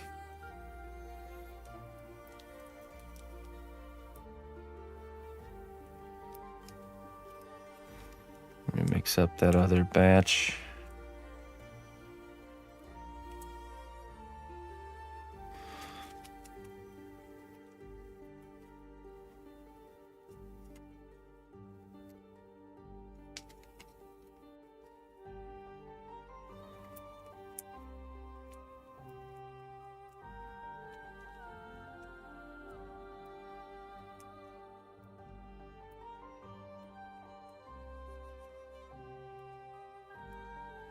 So to take a chance at a Trollhead spot on your birthday, I need to lay low this Friday.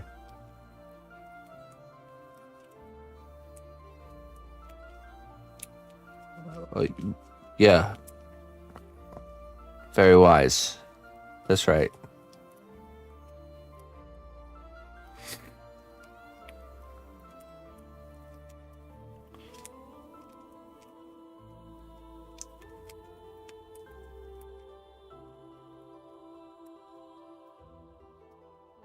Exactly, yeah.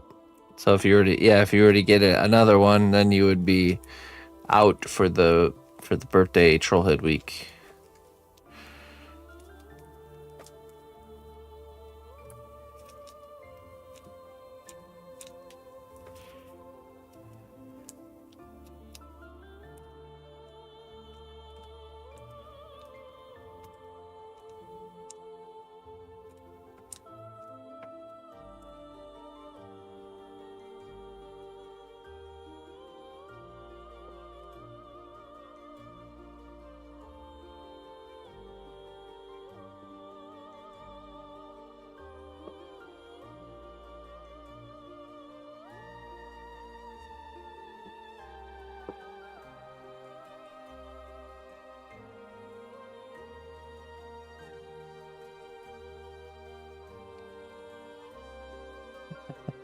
Not me. Not me. I'm not the boss around here.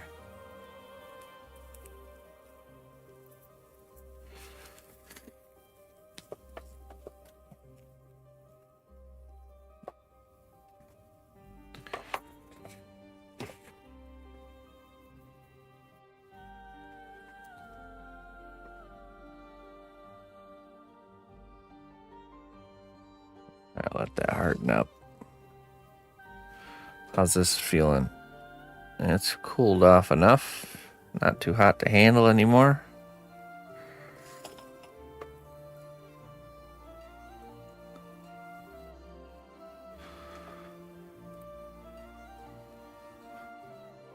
That turned out really good, man.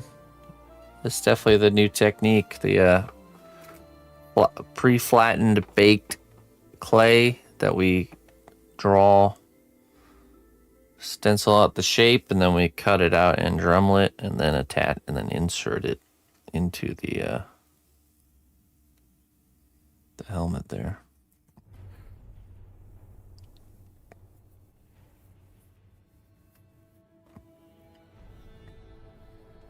I have to also make. I also have to make these side flaps here, part of the helmet.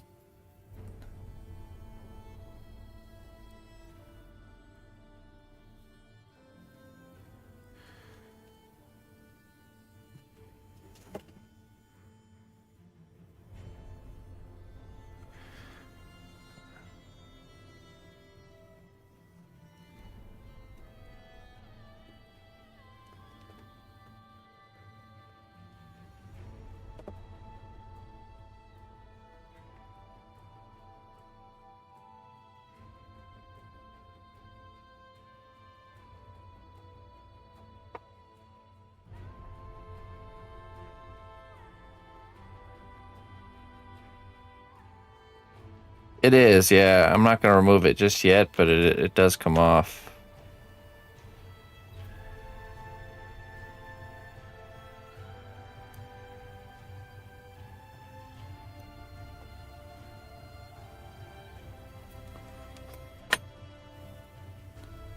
Okay, let's see. We need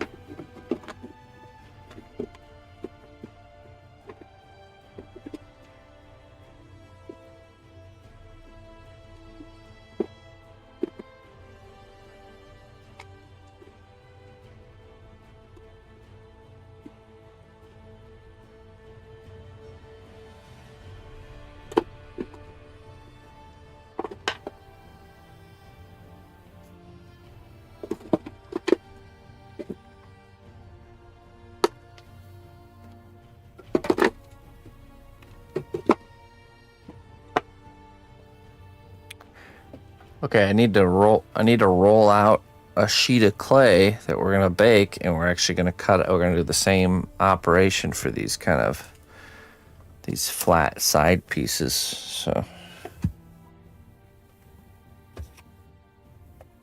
get the pasta machine here.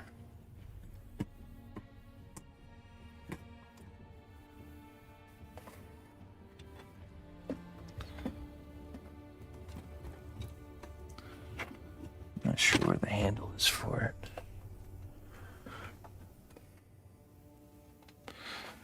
Where's the pasta machine handle?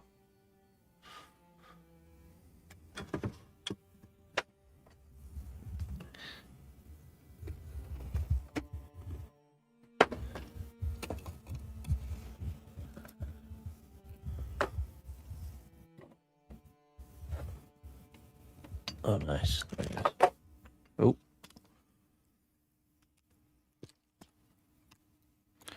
Don't you already have a flat baked? I don't.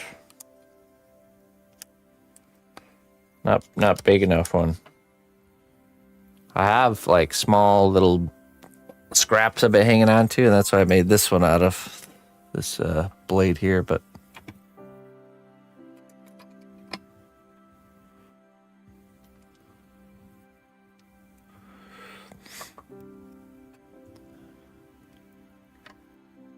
be a 2 or a 3 thickness.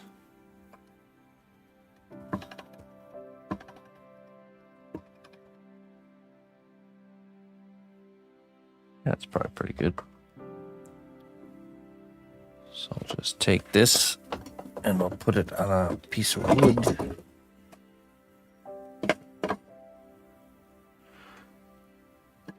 There we are. Might as well give ourselves some nice clean edges.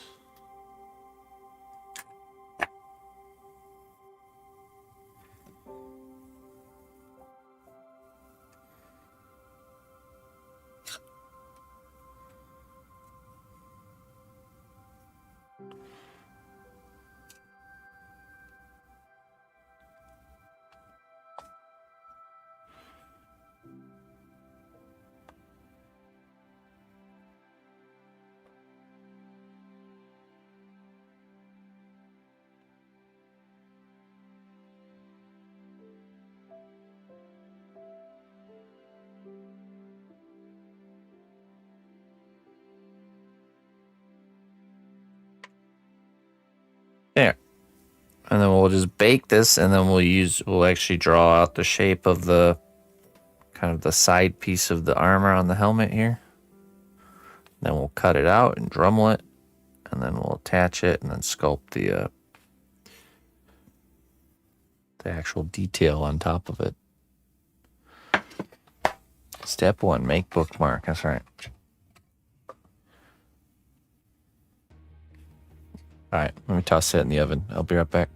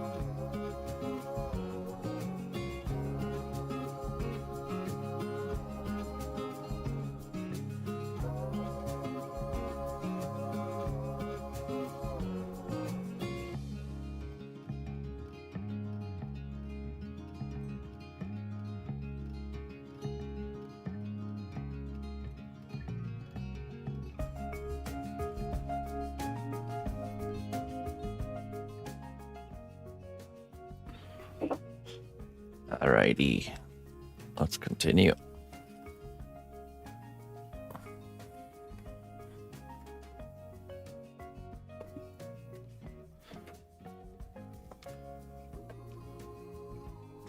We'll do a detail layer on the helmet now.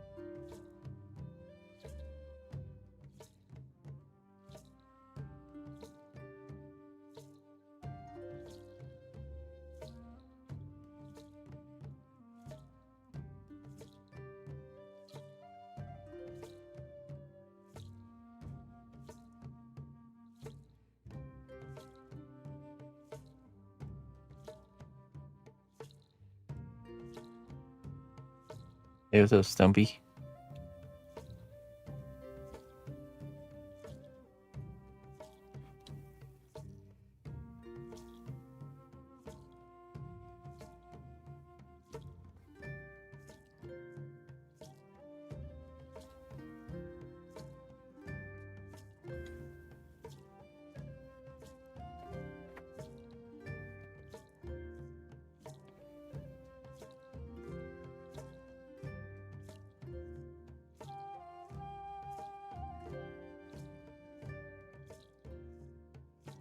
Hey, thanks.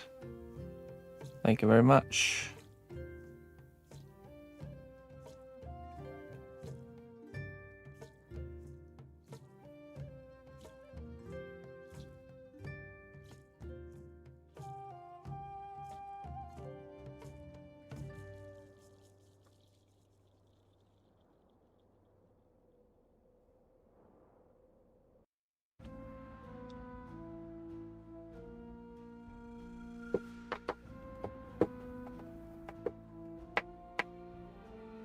we all have the creative gene, and we all have it in us.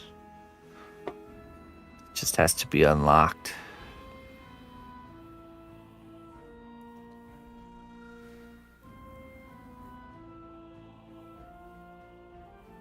Mm-hmm. That's right.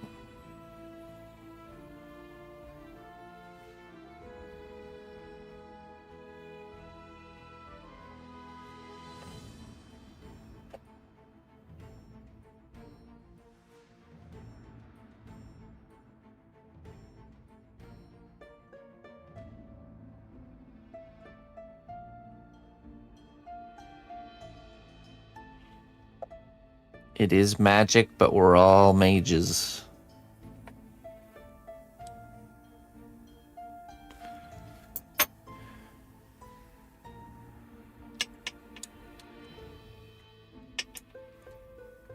We're all Harry Potter. We are Harry Potter. You're a Harry wizard, Stumpy.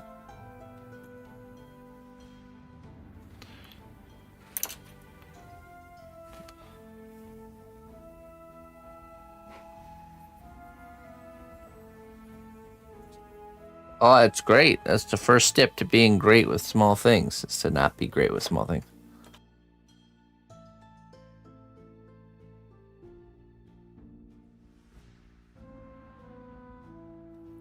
The first step to being good at something is to be bad at it.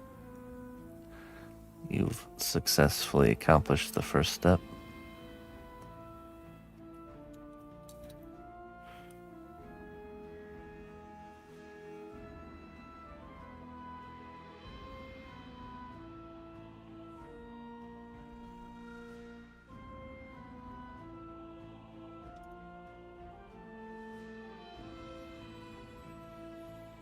Yeah.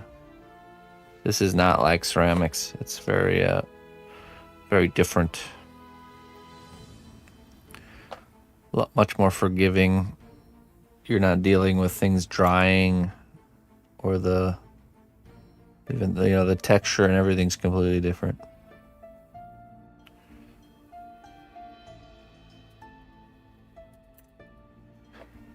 You don't need any big fancy equipment or anything.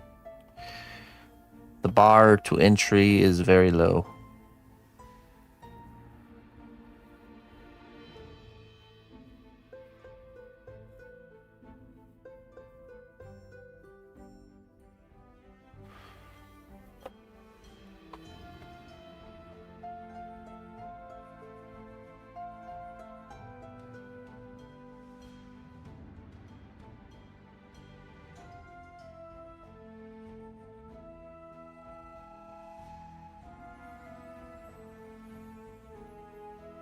I'm using a type of polymer clay called Cos clay. It's a unique material. You sculpt with it as long as you want, and it doesn't dry. It doesn't leave a residue behind on your fingers or anything. It's oil-based material. And then when you're ready for it to be solidified, you cook it in your kitchen oven. And once it's solidified, it becomes like a rubber material. See, this is a piece of baked material right here. See, it's like a really firm material, but it also bends because it's like rubber. So it allows you to make really elaborate, intricate-looking things that most people would assume is fragile. You can make them not fragile.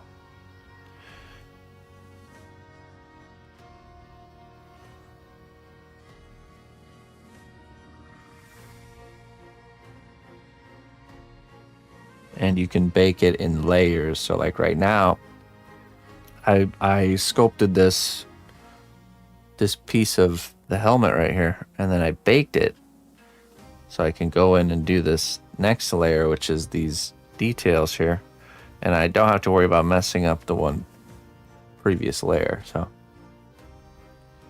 yeah, all this has been hardened over the course of many layers.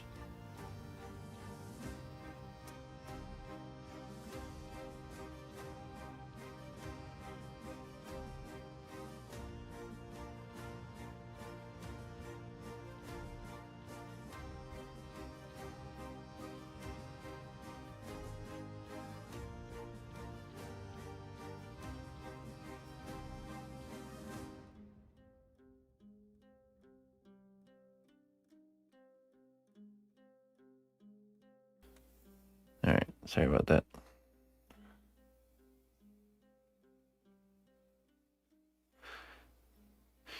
Yeah, so also imagine, so I will probably sculpt the details on the helmet part, and maybe I'll start the shoulder piece in the same way. I'll do the first layer, and then I'll bake it again. That'll lock it in, and just kind of, this is how you work the material. You don't have to worry about like tiptoeing over your work. You just kind of, you know, bite off a little chunk, fully render it, and then you kind of hit the save button by baking it and locking it in.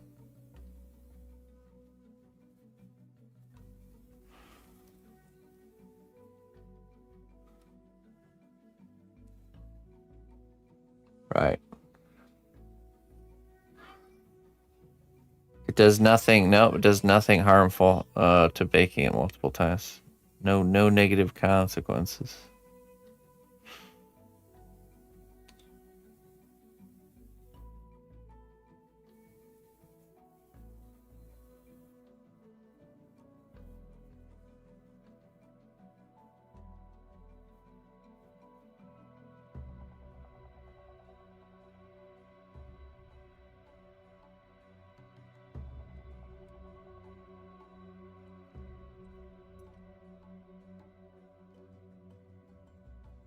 Do you sell your work, and if or how do you make a living out of it? Yeah, all my work is commissioned, so everything you see me doing is commission work, either for individuals or for companies. And then I also stream my work, as you see, which I I have supporters and people that follow my work and subscribe and tip. And so it's kind of the combining of those two things that makes up my how I make a living. And every once in a while I like chop down a tree for the neighbor or something like this. But yeah, I live stream on Twitch, Margaret. Should check it out. Twitch.tv/cnotbusch, or on YouTube, or yeah, whatever's best for you there.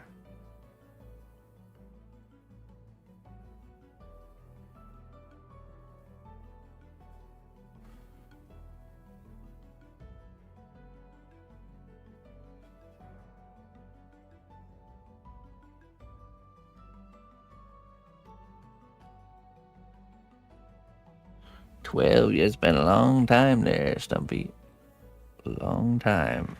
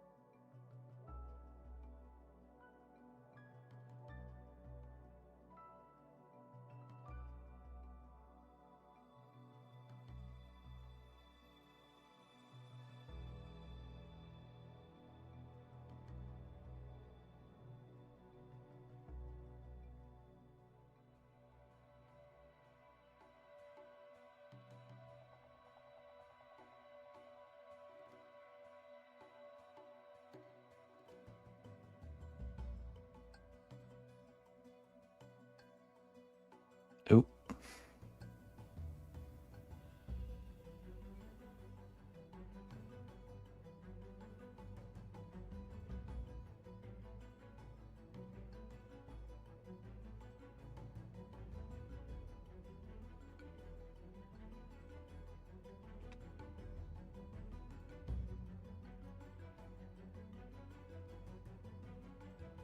Well, once upon a time, I actually used to just accept anybody who sent me a Steam friend request, especially back then. So that's probably when that happened. way back in the day. Yeah, I do. Mostly my gaming has turned into a more of a family time endeavor. Not so much a personal quest, but spending time with my daughter and my wife. We game together too.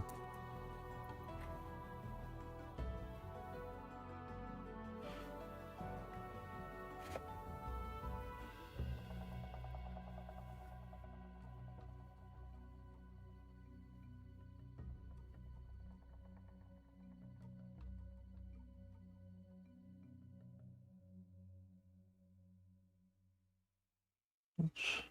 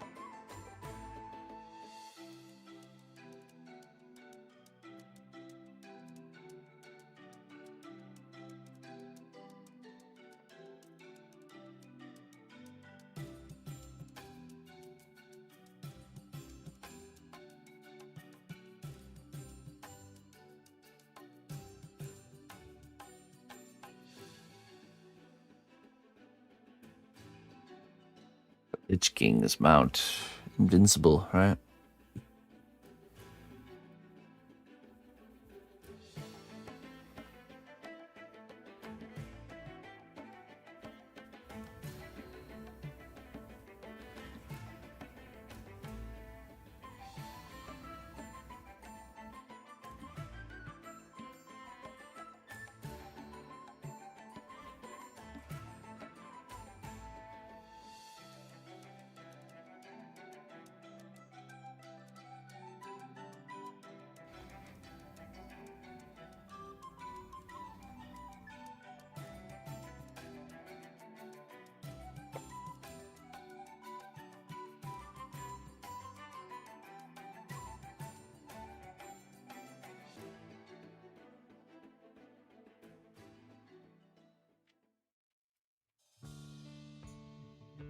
Just get the headless horseman's mount. Pretty much the same thing, right?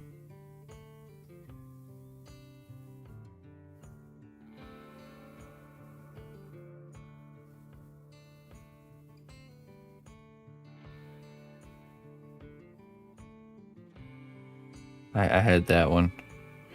I always liked that one because it was a horse and I was a cow.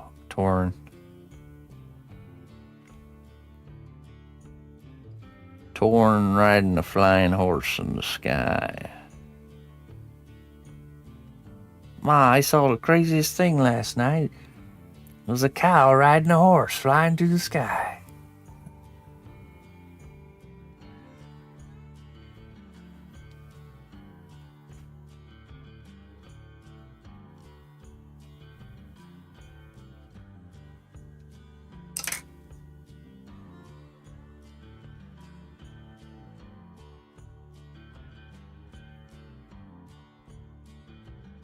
Do you prefer original designs or doing recreations? I like both for different reasons. Because okay, it is more fun to design something myself. Like this right here, this is all my own design. But it requires more brain power, more creative energy. Whereas you can get lost in the kind of the decision making aspect.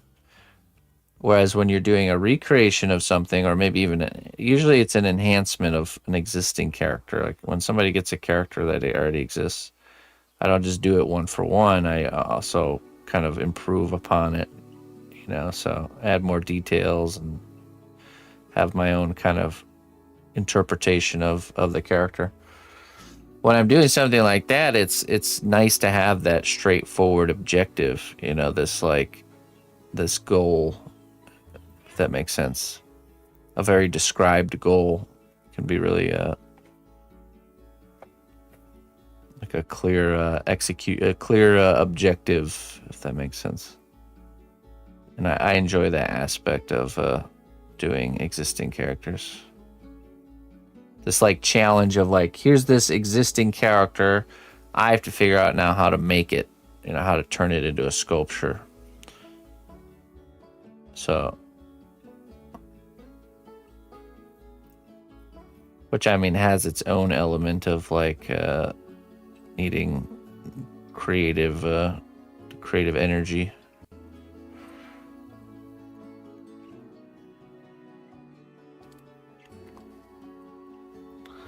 Fetch more brain. We need more brain juice. We're running low.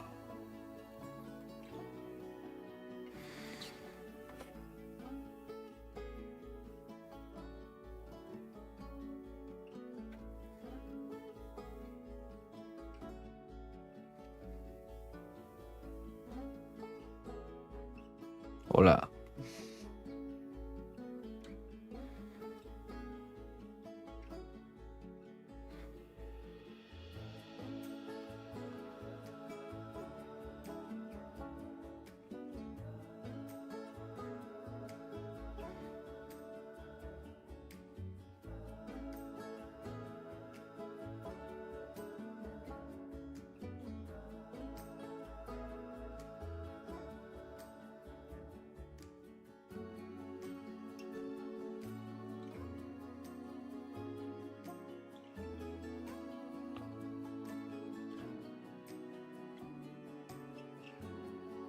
Jeez.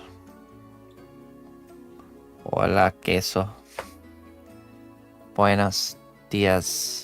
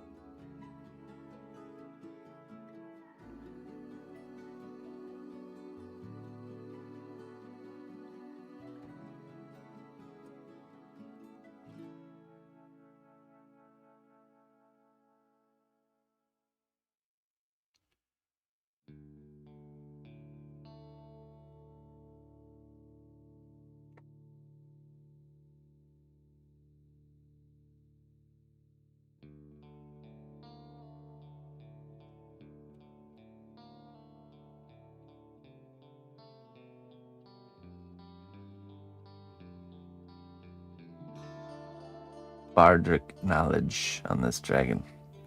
Make it roll. Make it roll.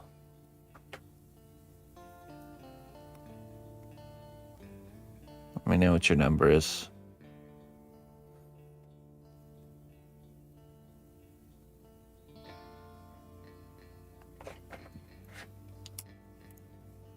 $16. Okay, any modifiers?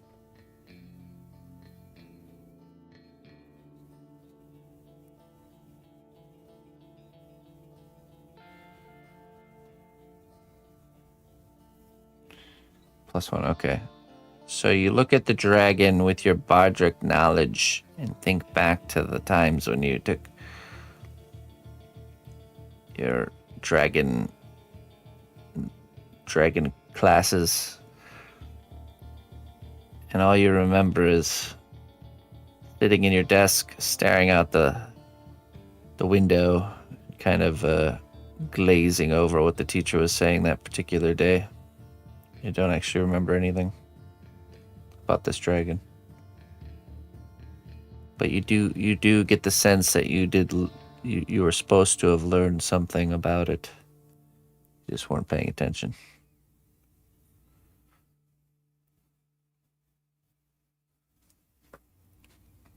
So you failed. You failed the check. So, yeah.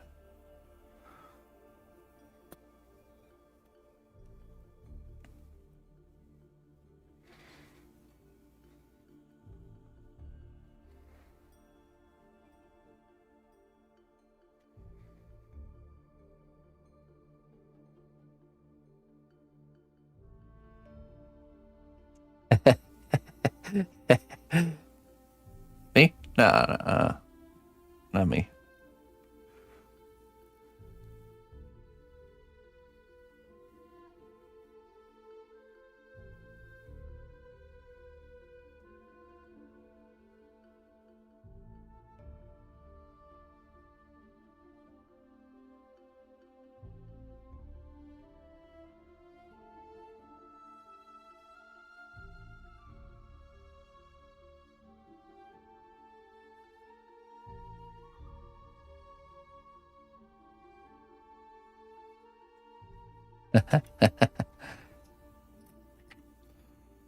You start singing the love song, and then all of a sudden you flash back and remember the one part of the class you paid attention to came rushing back into your mind where it says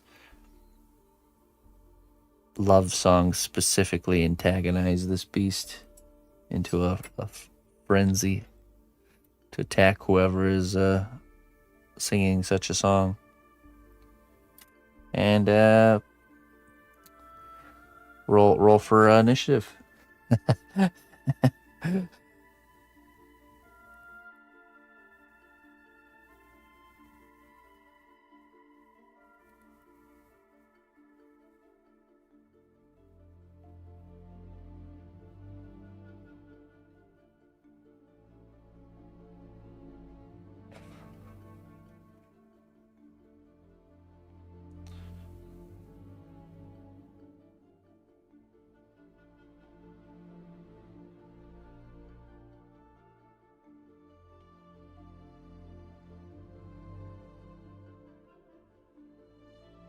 Craft.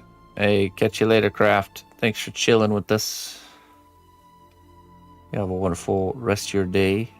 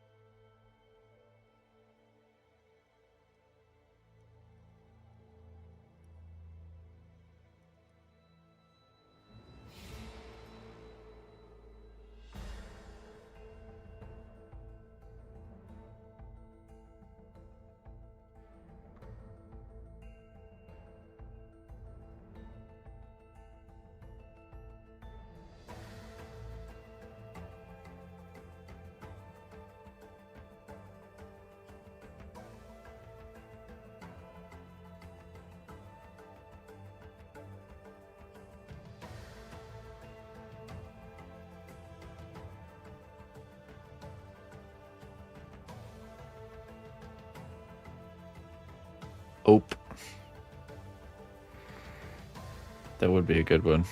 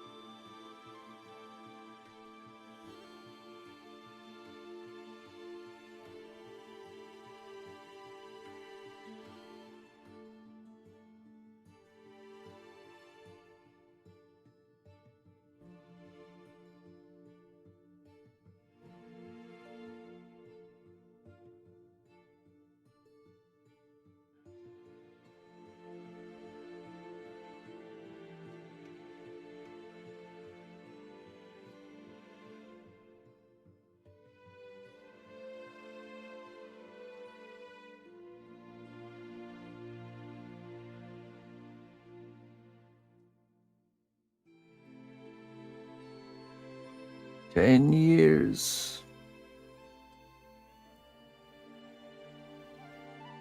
It's awesome, JD.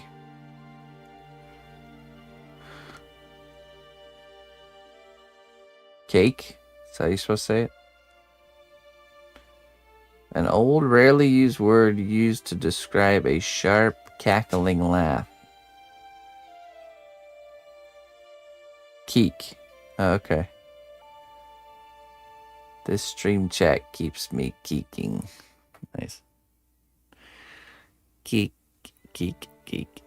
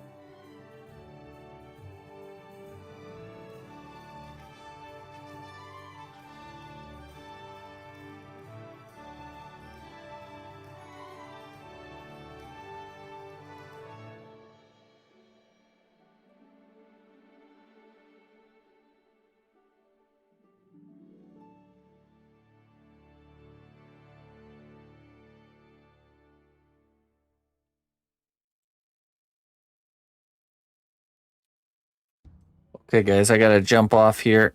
I have a important meeting I have to run to for something to do with the Gothic piece. So, sorry I have to leave all of a sudden, but I've been trying to set this up for a little bit. So, let me find someone to raid. I have to get going to this meeting really quick. Thank you for joining me, everybody. I'll be back on this evening, 6 p.m. Central Time. I think we'll be working on the same thing. I'm not too sure exactly, but just tune in then. And I'll also be back on tomorrow. We'll be working on more of the chess set tomorrow. So let's see here. Let's find someone here.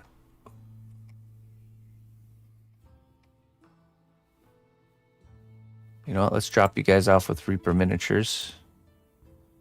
See what they're up to over there with the painting.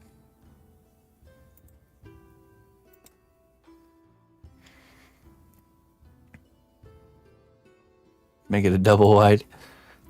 You know, just paperwork stuff. So, all right. There we go. Thanks again, everybody. Till next time. Bye-bye.